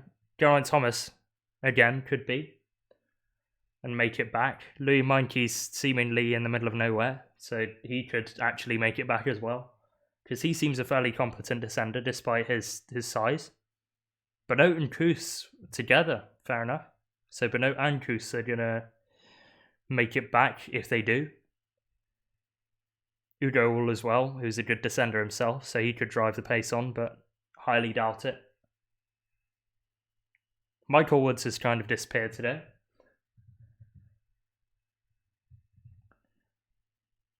So, according to first, Van Aert, Martinez, Pinot at the head of the race, Verona, Lutsenko 1 minute behind, as the group of Thomas is 30 seconds behind Pogacar and Vingegaard. So Thomas might just be clawing himself back to the two others on the GC podium.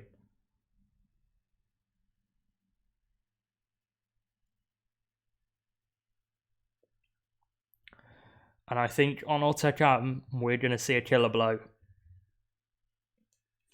I've got my suspicions about who's going to make it, but if I'm proved wrong, I wouldn't be disappointed.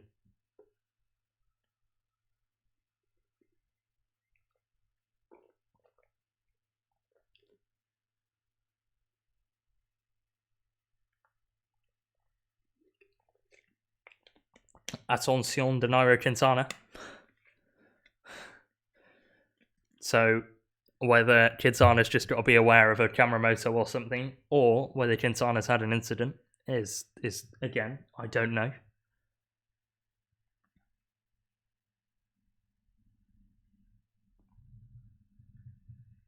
UAE team car with a little bit of a dodgy maneuver. Okay. Probably not worth a replay on ITV, but there we are.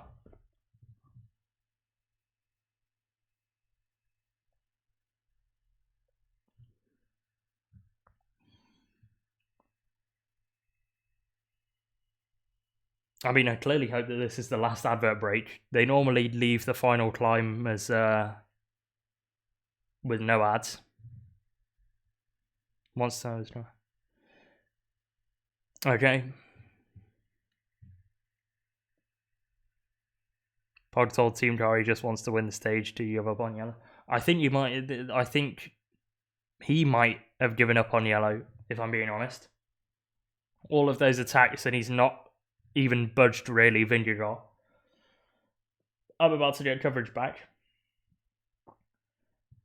Thomas only, 12 seconds behind this yellow jersey group now?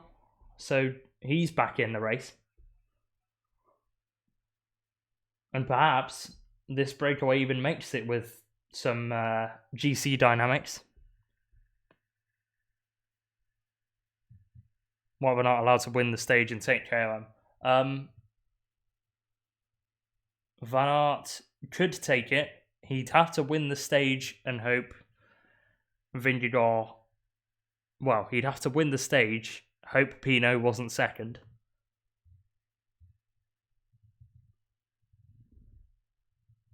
There is group going Thomas, and it's Jumbo-Visma forcing the pace. Not surprising.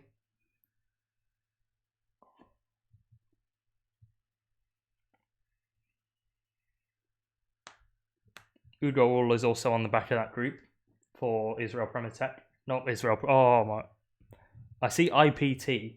Yes, it is Israel Premier Tech. Yeah, sorry. I was thinking Israel Star Nation. I thought I'd said it again.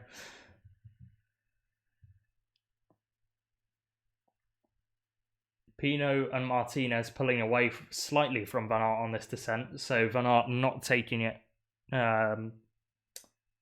terribly quickly. I think he might be called back to Vingegaard.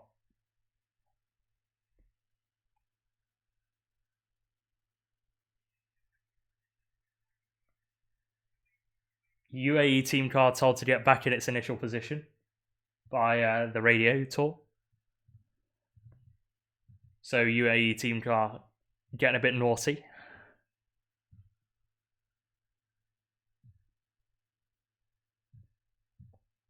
$18 kilometers left then of the final mountain stage. One climb to decide. I mean, the tour could clearly be decided today. A hairpin bend to negotiate for the breakaway. All three get around it well, and yeah, it's clear to see that the two in this yellow jersey group have both had incidents because they don't seem anywhere near as quick going down this descent.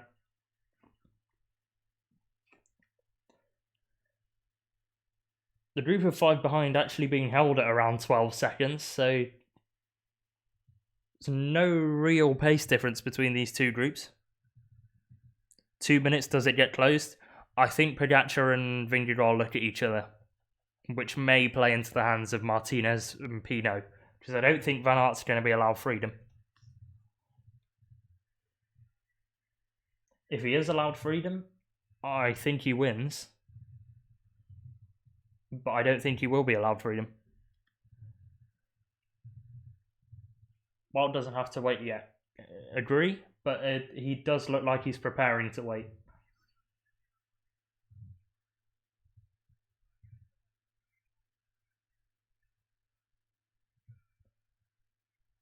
Kuss, Benoot, Thomas, Meintjes all are now within visible distance of Pogacar and Vingegaard.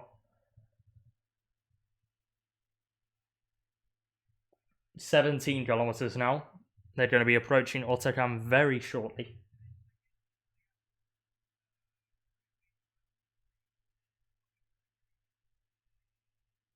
Two minutes 10 between the front group and Pogacar Vingegaard. They've actually gone to another ad break. That's so cheeky, man. But I won't have ads for the whole of Hautacam, especially given that they've done so many in a short space of time.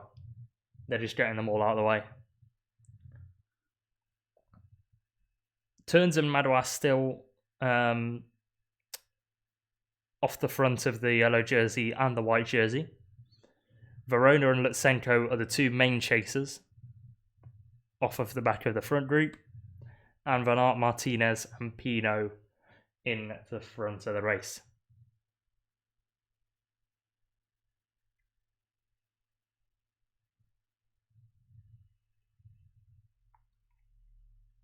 Bike change for George Zimmerman. I don't know where he is or what group he is, but clearly that happened. Gaudu and Quintana are in a group 1 minute down. I'm guessing that would be on group Thomas, Kuss, Meintjes. Meintjes again really growing into this race for Wanty. As soon as he got himself back in the GC, in the middle GC hunt, he's performed stoically, I think.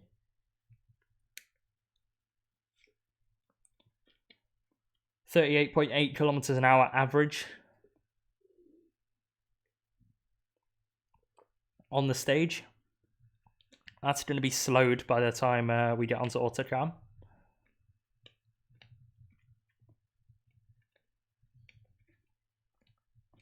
But as soon as I get coverage back, I have the whole climb, so they won't be going to ads, which is great for me.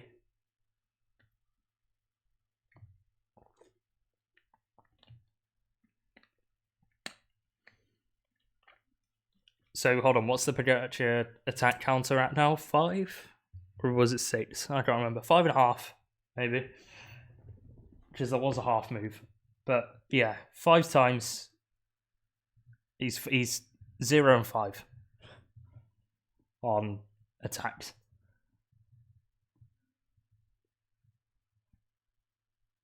Dylan Turns has joined Verona and Lutsenko.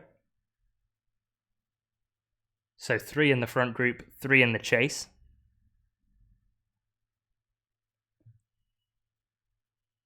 Madouas still behind them. I don't think any of those 3 are making it back. I think the battle for stage honours, if it goes to a breakaway rider, will be from this front 3. Van Aert, Martinez, Pinot. Kuss is going back with Benoit and Kuss still good. Yep. Kuss hasn't looked bad or in trouble. Thomas calling the Ineos car.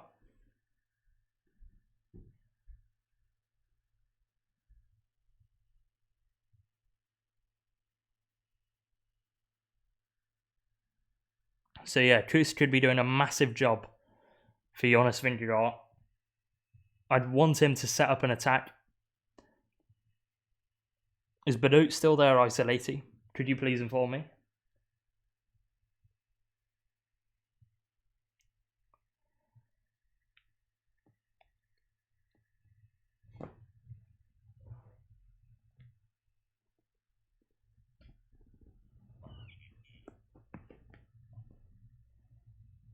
A lot of car trouble over the radio. 13.6 kilometers is the length of Hautacam, and they are about to go onto it. So I guess that's where they're going to try and end the ad break on my stream. In fact, never mind, they're ending it now.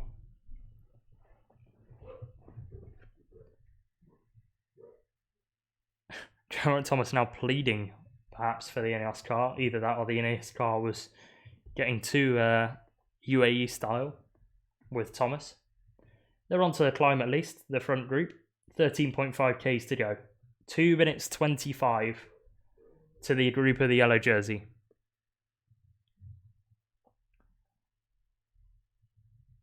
And all that stands between them and the finish now is the devilish climb of Hautacam. 7.8% average. That is Benoot on the front of the yellow jersey group, so Benoot is doing his job.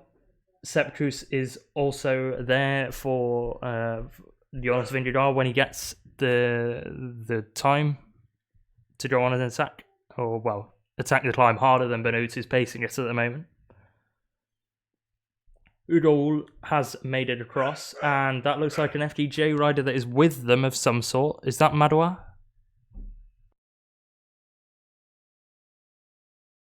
Looks like it could be. So Valentin Madouas has dropped back, perhaps to the front of the yellow jersey group.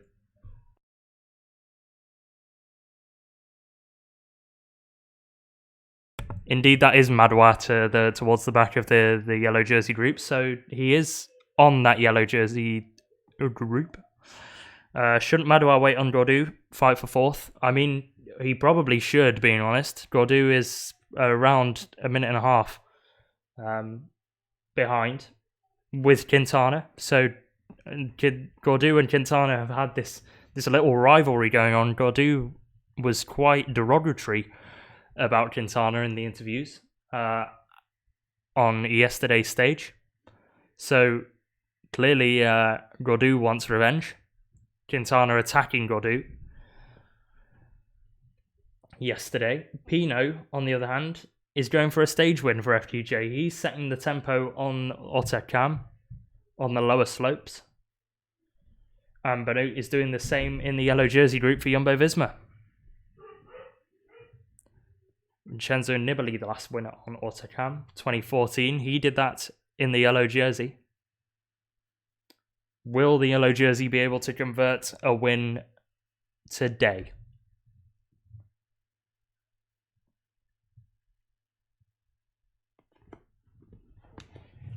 After the yellow jersey group then, onto the lower slopes of Hautacam. Verona, Turns, Lutsenko are at around 120-ish to the front trio. When was the last time a rider had polka and green in Paris? That's a good question. I would not know. Who would? Who would it be like? I don't know. Who was a good sprinter and a good climber? Kelly? I don't know. Anyway. Benoot on the front for Jumbo-Visma. 12.5k now for the front of the race. And he's starting to drop all Meinkes and Madouas off of the yellow jersey group.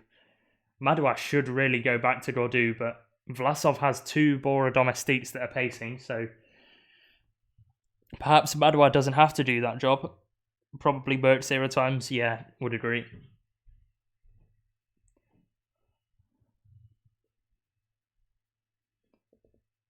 Is Isolated getting ahead of himself though? Pinot out of the saddle. Van Aert hanging on to the back of this trio. Danny Martinez comfortably in the saddle, and I'd say, looking back to some of his old form,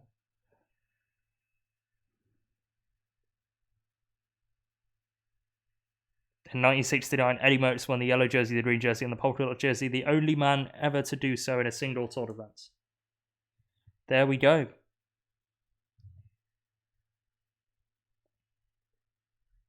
So what's that been? 53 years?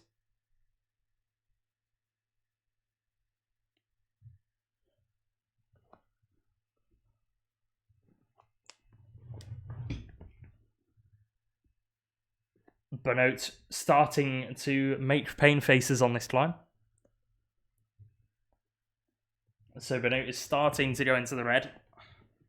How long will he be able to last on the front of this yellow jersey group? And there he goes. So he chews Sepp Kuss through. And now it is up to the American. 2 days straight, an American domestique is tasked with setting a tempo. Can Sepp Kuss mimic Brandon McNulty of yesterday? McNulty comfortably gone. He tried doing his job on the Category 1 and letting Pogacar drop Vingegaard. Pogacar tried 5 times, didn't manage to do so. As Vingegaard looks around his right shoulder. Pinot still pacing on the front of this breakaway group.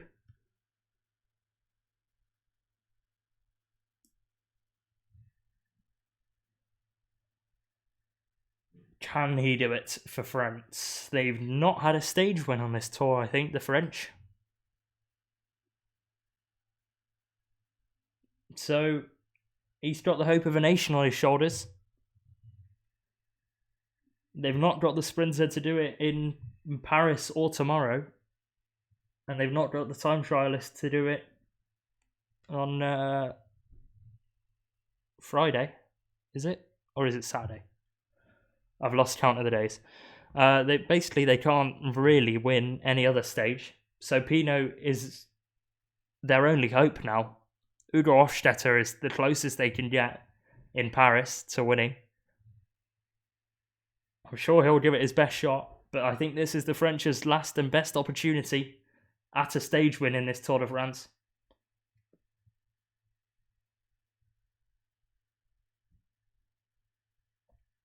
On a tour in which the Danes, the Brits, and the Slovenians have dominated. Can they get a stage win on their home turf? Group Gordon Quintana is also Group Gordon Quintana Alexander Vlasov. He has 2 teammates with him. That will be Schachmann and Patrick Conrad, who were caught from the breakaway. So Schachmann and Conrad with Vlasov, both of those are setting the pace. Pinot is just going to go from the front on this climb. Nobody else is interested in taking a turn with him, I think. So it's down to Pinot to set pace on this climb. Pinot looked behind there and it seemed as though he thought he dropped them or something, because he looked behind and then kind of gritted his teeth as if to say, what? How have they not been dropped? So that might have been a move or an upping in the tempo from Pinot, expecting one of them at least to fall off the back. Van Aert gets a push there from a spectator as Danny Martinez comes to the front. So Pinot finally stops taking a turn at the front of this race, as Sepp Kuss has his eyes set on the rest of this climb. Vingegaard looking comfortable again. He's not looked phased this whole tour. Why is Kuss pacing? Perhaps to drop him off at Van Aert and let Van Aert do the last pull for Vingegaard. Because Van Aert is not taking any relays and he's trying to shoe Pinot in front of him. So he's going to use the excuse of Kuss pacing.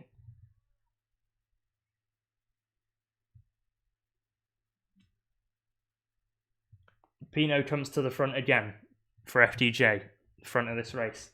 1 minute and 35 seconds now to the yellow jersey group.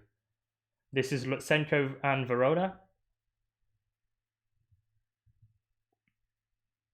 And they've actually opened that gap up to the yellow jersey group and closed in on the front of the race. Or, well, they've not opened the gap to the yellow jersey group, but they've certainly closed in on the front trio. There was no sign of Dylan Teuns in that group there. So I wonder what has happened to him. Whether he's just been dropped or whether he's actually been dropped a while ago.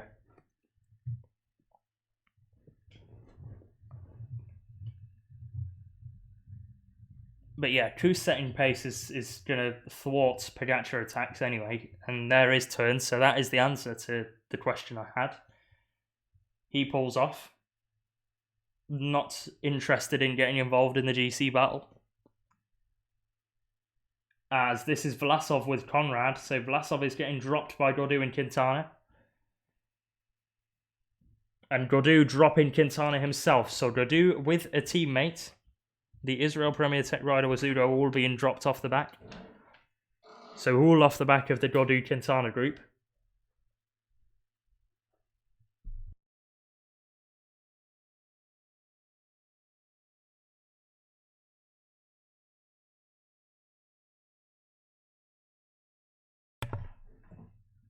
It is Madouas with Gaudu, so it's another insane turn from Valentin Madouas. Another brilliant stage from him. And Monkeys is off the back, so we're back down to 4.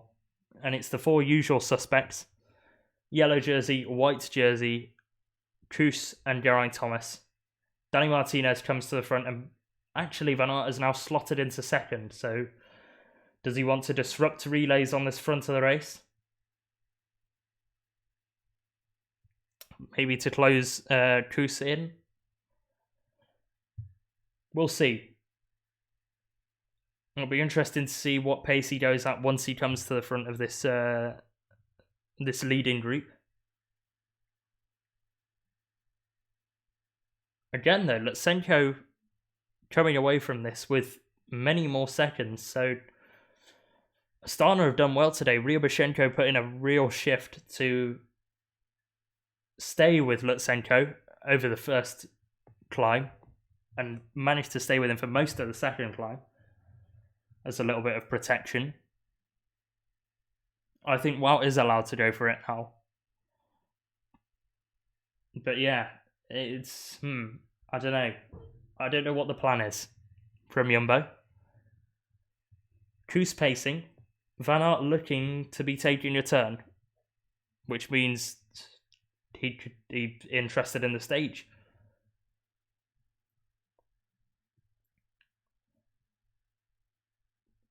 What is the plan? And who is going to try and interrupt the plan? Is it going to be Vingegaard? Is it going to be Pogacar? Is it even going to be Thomas? We've seen Thomas try a move.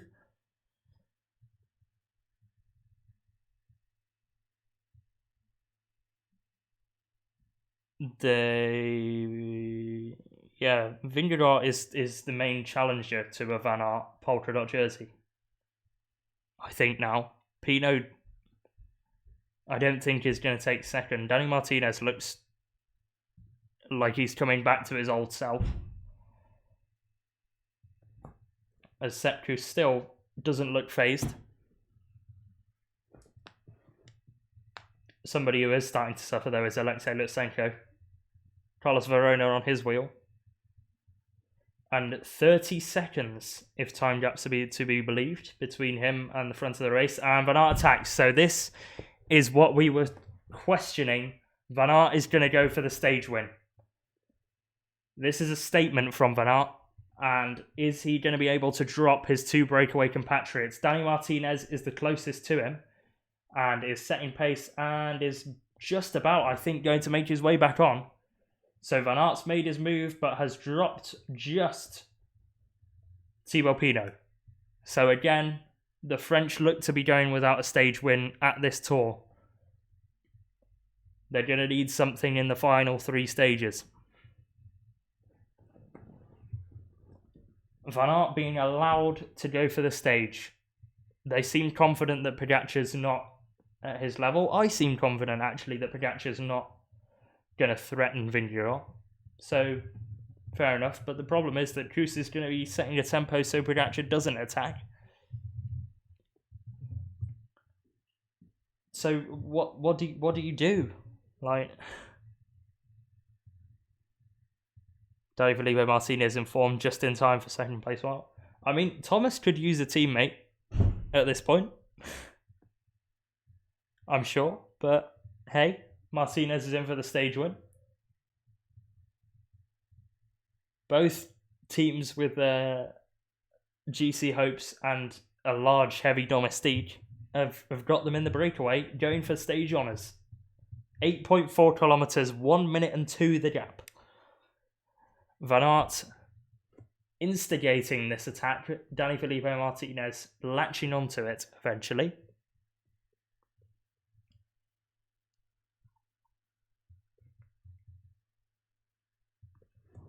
And I'm now, I think, going to mute Radio Tour because they've literally spoken in French all race. I've not heard them say one single English sentence.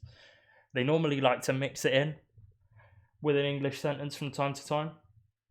Anyway, Martinez goes to the front. So he's interested in taking turns with Van Aert. Gaudu at 1 minute 53. He's 50 seconds behind the yellow jersey group. Still paced by Sepp Kuss. Quintana is 20-ish seconds behind David Gaudu. But it is a different Colombian that could be making headlines today. 8 kilometers now for Dani Martinez. Kuss out of the saddle pacing on the climb. Geraint Thomas not in major difficulty for the moment. But I think he's starting to lose the wheel and go at his own wattage. Although he has pulled himself back on. So interesting from Geraint. Maybe starting to fatigue slightly. I am fairly interested to see whether it's going to be Kuss or Thomas that drops first. Madouas still with David Gaudu.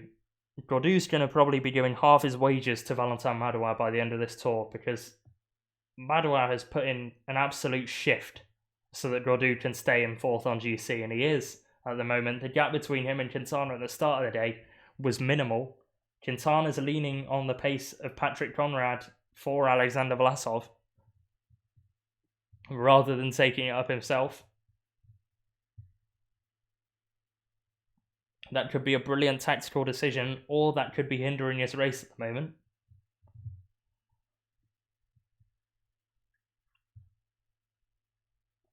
Arguably, now the battle for 4th and 5th is more interesting than the battle for 1st and 2nd. Kuss continues his rhythm. 7.5 kilometers left for Van Aert and Dani Martinez at the front of the race. I'm expecting to see Pinot in some time. Either they get a camera motorbike to his group or himself, or like this, they see where Lutsenko and Verona are in comparison. This could be an interesting camera angle and a telling camera angle at that. There is Pinot, and there is Sepp Kuss. So the groups between Van Aert and Sepp Kuss are not very far between each other.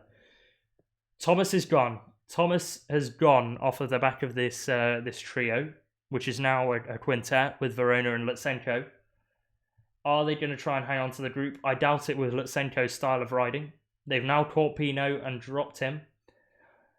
So, Van Aert is now surely obliged to let Dani Martinez just pace and say, I've got Kuss and Vingegaard directly behind me. It's not my job. But would that be sacrificing his stage win objectives? This is all in the mind of Wout Van Aert, of what he does right now. Sepp Kuss still setting his tempo on the front. When will he drop Vingegaard off? I don't think it'll be for a few kilometers for now, as the front of the race are about to pass 7 kilometers left of the stage. Van Aert's still pacing on his own. So no matter what, there's going to be some friction. They're going to come away with a yellow jersey and a green jersey. Are they going to come away with a King of the Mountain jersey and a stage win? I don't think they're going to come away with a stage win now. Van Aert looks behind, cannot see the yellow jersey group, but they are hidden behind a cluster of motorbikes. I think Van Aert might now be in this for himself.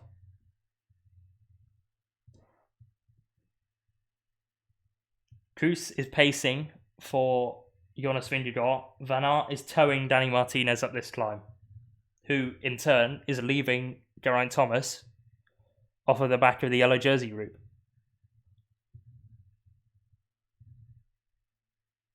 Maybe that's the game that Dani Martinez is playing and Van Aert's following. Maybe Dani Martinez is saying that Geraint Thomas is making his way up, which he is, but he isn't, in a weird way. 6.5 kilometers. to go of the stage. And Van Aert could easily beat Danny Martinez if it came down to a sprint.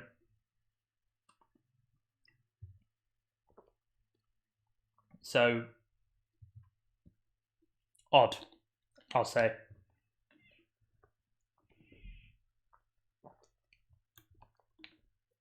Jumbo-Visma pacing the front two groups then. Pogacar this time on the wheel of Vingegaard rather than vice versa.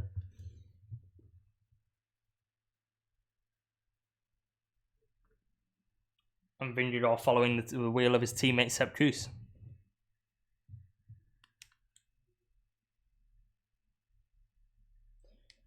Meinke's holding a nice tempo here. He's only 57 seconds behind Jonas Vingegaard.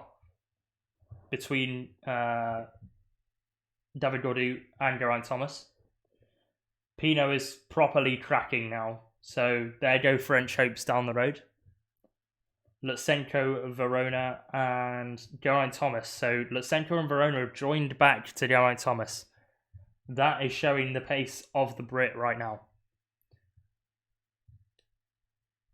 And Van Aert out the saddle once more, pushing on. But Danny Felipe Martinez is responding.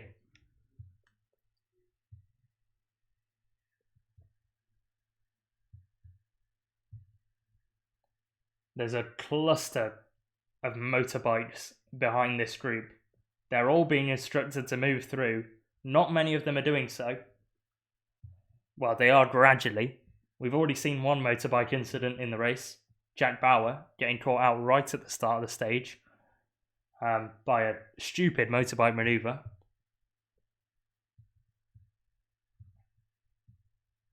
Pogacar sprays himself with water once more. And Kuss is starting to hurt. Out of the saddle he gets again. 5.9 to go now.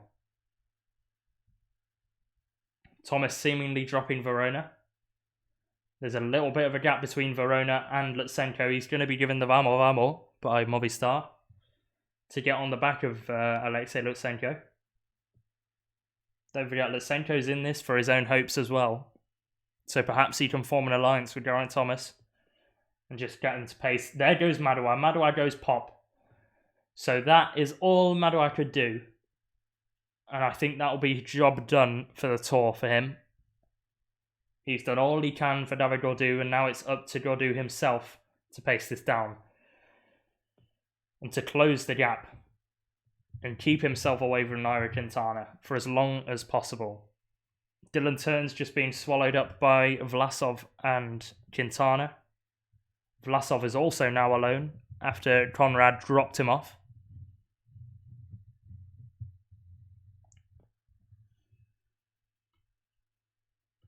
"17 seconds between the yellow jersey and the green jersey. I just don't think it's going to be Van Aert's day.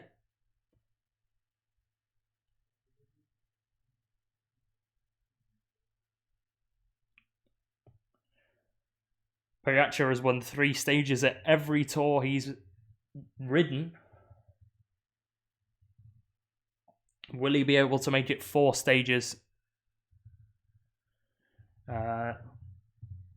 today?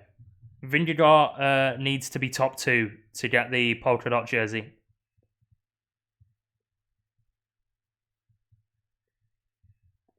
So he can let Pogacar... Well, can he let Pogacar win, actually? What's the gap between Pogacar and the polka dot? Let me try and work this out.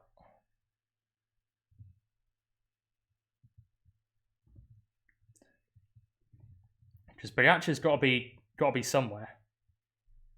So Vingegaard on 52. He's going to need 14 points on Geschke. So that is second place. Pogacar seems more than 5 points behind. So Pogacar is not a worry for Vingegaard in the King of the Mountains competition. Can Pogacar get back if he takes the stage win? I don't know what this decider is, if it's equal time. But either way, Van Aert has been caught And he's dropped down Felipe Martinez. So this is now Jumbo-Visma teamwork.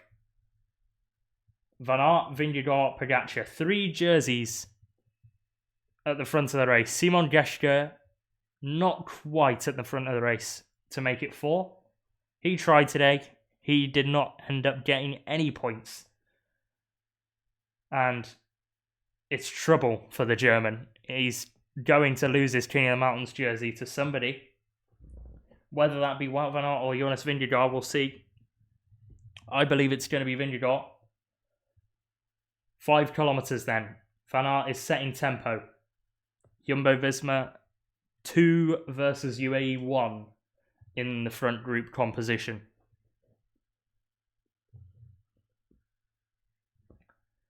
As we get a view of the final climb, Hautacam, an absolute killer. Highest category, 20 points will be given for the top, for the rider over the top of the climb first, and the stage winner.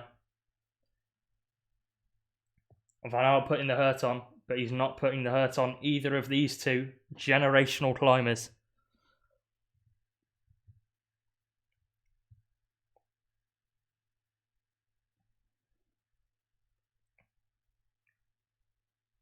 When have we seen a green jersey absolutely flying up the final mountain of the Tour? Jumbo 1-2? Doubt it. I think Pogacar's going to split the Jumbo riders.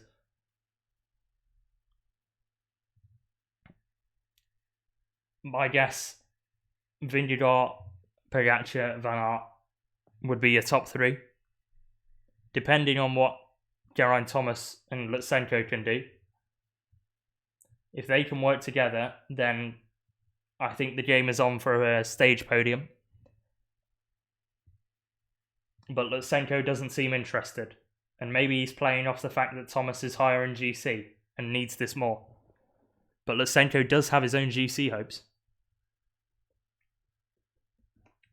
The dynamics of this are actually quite scintillating to watch. Is that Pogacar getting dropped off the back? I think it is. I think that's a gap for me. I don't want to... That is a gap for me. Pogacar's getting dropped. That is it. The Tour de France is pretty much over with 4.4 kilometers to go. Van Aert has dropped Pogacar. So Pogacar, remember, wounded from that crash, has now been dropped by Van Aert. Maybe my podium prediction is a bit off. Van Aert and Vingegaard now pacing up this climb. Shades of Dauphiné. And how much time can Jonas Vingegaard now put into Tadej Pogacar? This is a Tour-defining moment. Wout Van Aert dropping Tadej Pogacar.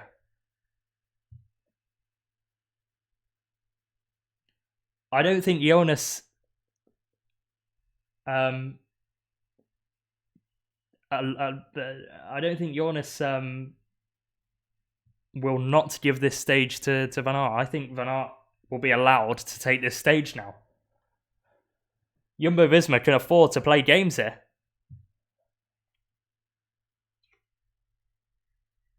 And Van Aert is really pressing on now. The problem is that he's going to go into the red by putting gap between him and Vingegaard and Pogacar. Pogacar looks a little bit defeated to me.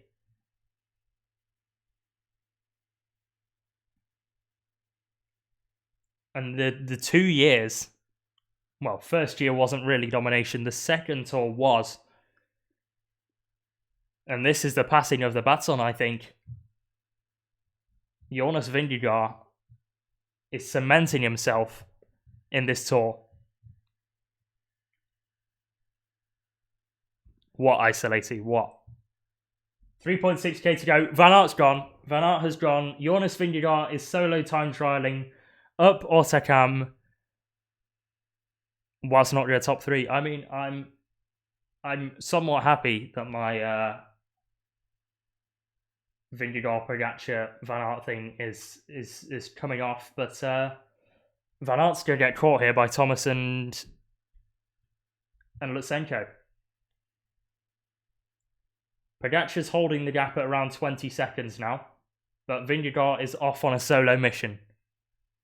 And he is doing it in style on the final climb of this Tour de France.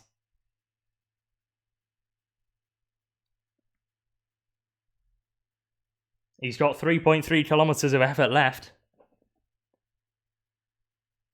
And his eyes will be firmly set on the top of this Hautacam climb. 2 minutes 41, the virtual classification gap to Tadej Pogacar. Thomas in third at 6:36. Gaudu and Quintana, there is 5 seconds or a minute and 5 seconds separating them? If it's a minute and 5 seconds, Gaudu has done incredibly well, and France can actually come away with some sort of prize in being the best of the rest compared to these three. Thomas is certainly the best of the rest compared to the duo. As Pogacar cracks Van Aert. Van Aert is done. So Pogacar is off on his own, and now these two are just going to be tracking each other up the climb. 3 kilometers to the top for Jonas Vingegaard, and 3 kilometers left indeed of the stage. And perhaps for him, that will be his final objective. Once he crosses that line, he may seem safe and sound as Thomas has a bike change. Worst time for Geraint Thomas. And now Lutsenko might be off on his own. So a horribly timed mechanical for Geraint Thomas. And that's pulled Gaudu within range of Thomas. Lutsenko is now heading off up the road. Thomas has Danny Martinez with him. So Thomas now has a teammate. Ewan is going to be crumbling, I'm sure, as Vingegaard is now opening the gap to Pogacar. It's gone up to 30 seconds. So this is a statement of intent from Jonas Vingegaard. He's done it on 2 climbs, but he has done it in dominating fashion. He only needed 2 attempts to drop Pogacar, and while Pogacar's, gained time here and there on each stage, Vingegaard's provided the 2 killer blows on Granon and Hautacam.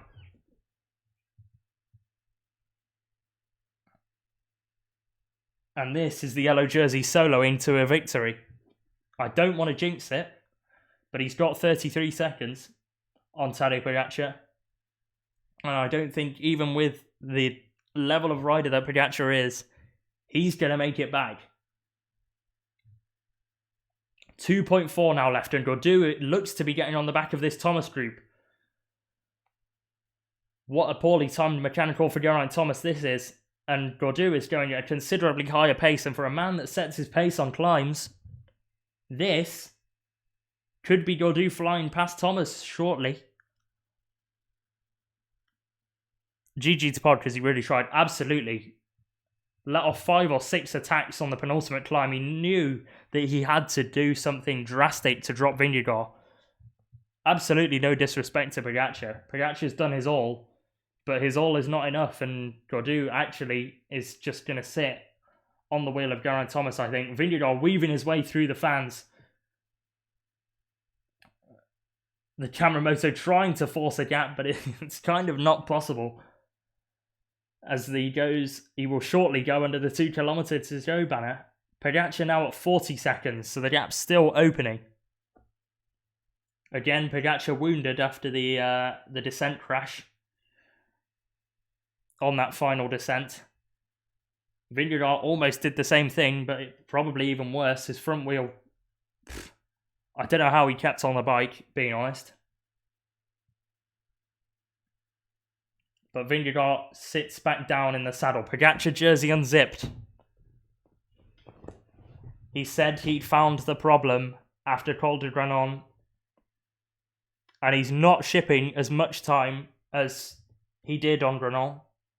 But there's still a way to go to catch Vingegaard. 42 seconds now the gap. Quintana a minute and 30 behind David Gaudu. So David Gaudu is pretty much sealed 4th, and he is a better time trialist, I'd say, than Nairo Quintana. So the Frenchman on the French team is going to be 1 position off the podium.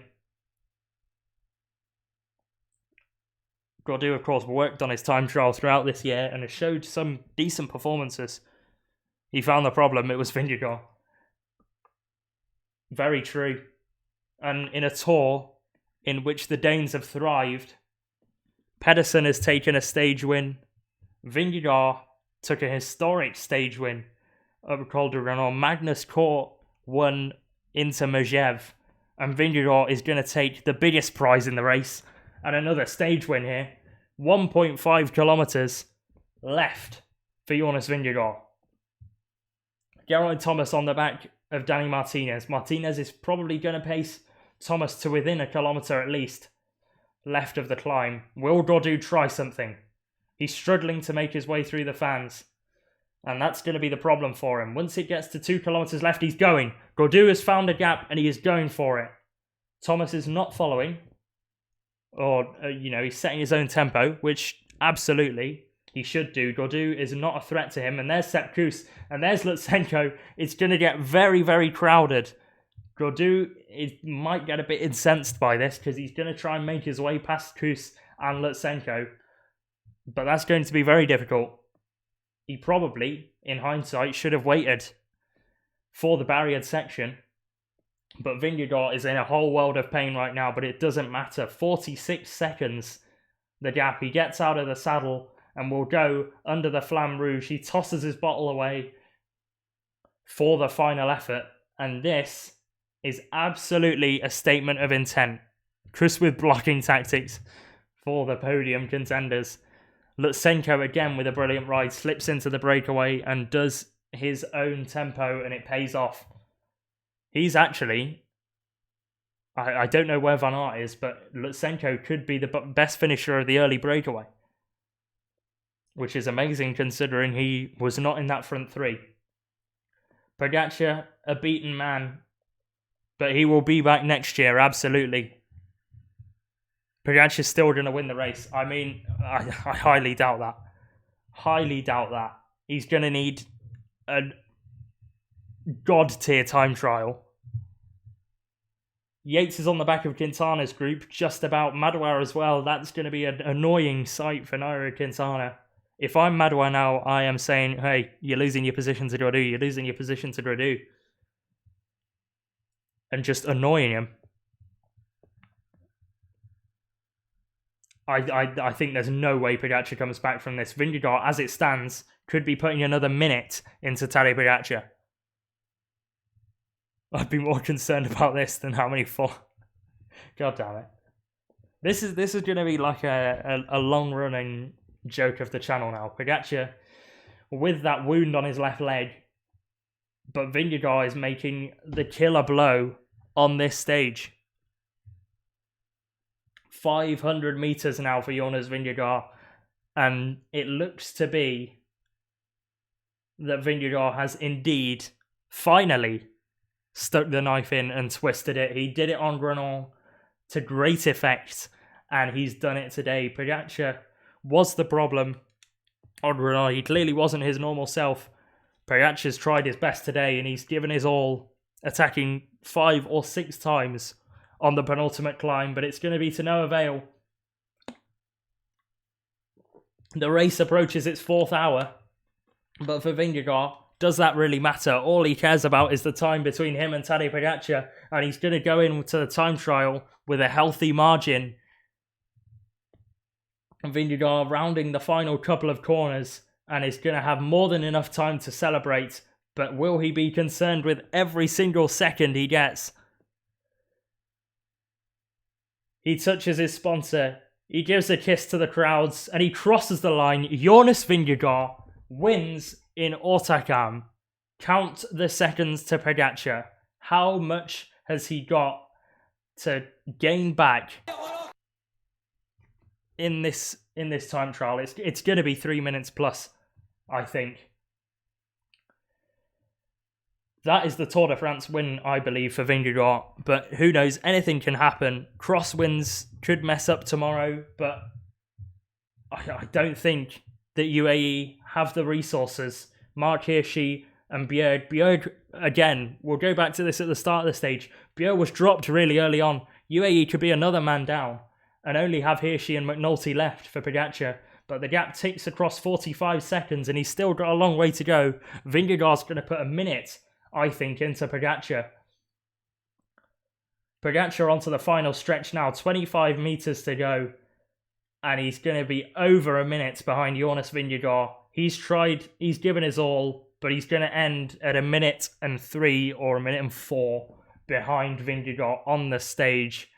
And this is a killer blow from the Dane.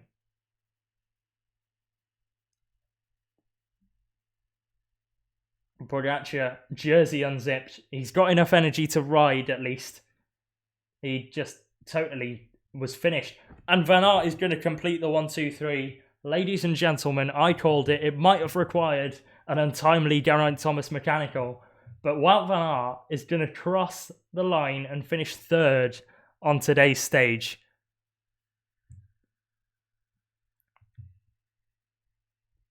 Van Aert is going to be more than 2 minutes behind, but that doesn't really matter.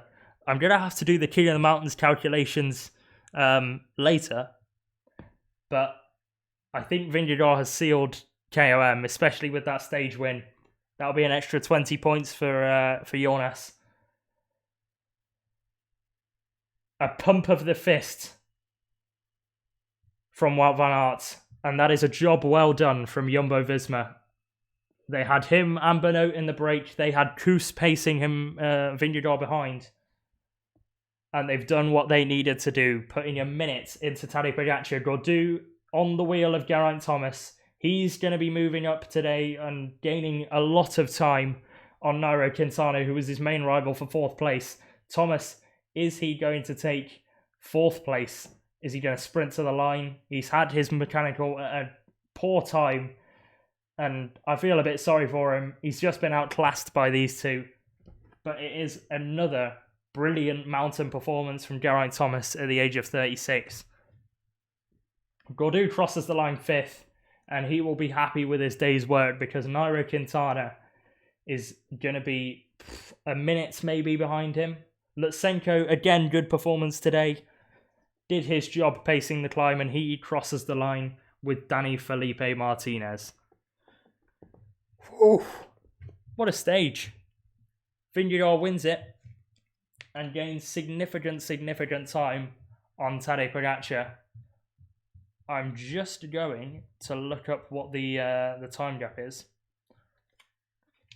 to Pogacar on GC. Give me a second. But yeah, I'm going to look up what the gaps are, and then we will finish today. It's been a whirlwind of a ride, and it has ended with Jonas Vingegaard as stage winner.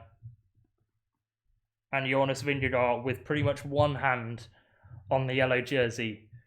This does not slip now if you are Jonas Vingegaard. 1 minute and 4 seconds gained on Tadej Pogacar. Wout Van Aert crossing the line at 2 minutes and 10 seconds behind. I think that's going to be me then. It's been very fun today, and it's been good to see Vingegaard on the offensive. 3:28, that sounds probably about right. Pogacar's going to have to gain 2.5 minutes probably on Vingegaard in the sprint stage if he wants to be in contention at all for the yellow jersey, and I don't think that's happening. And I don't think many people think that's happening. But yeah, I'll see you soon. I think I'll call that a day. Thank you, Gerberin, by the way, for the follow during the finish. I didn't keep that one or say that one out loud. I was too busy practicing my stage calling. 3:26. Okay. Still, Pogacar's going to need 1.5 minutes. Oh, what a day. I'm going to love you and leave.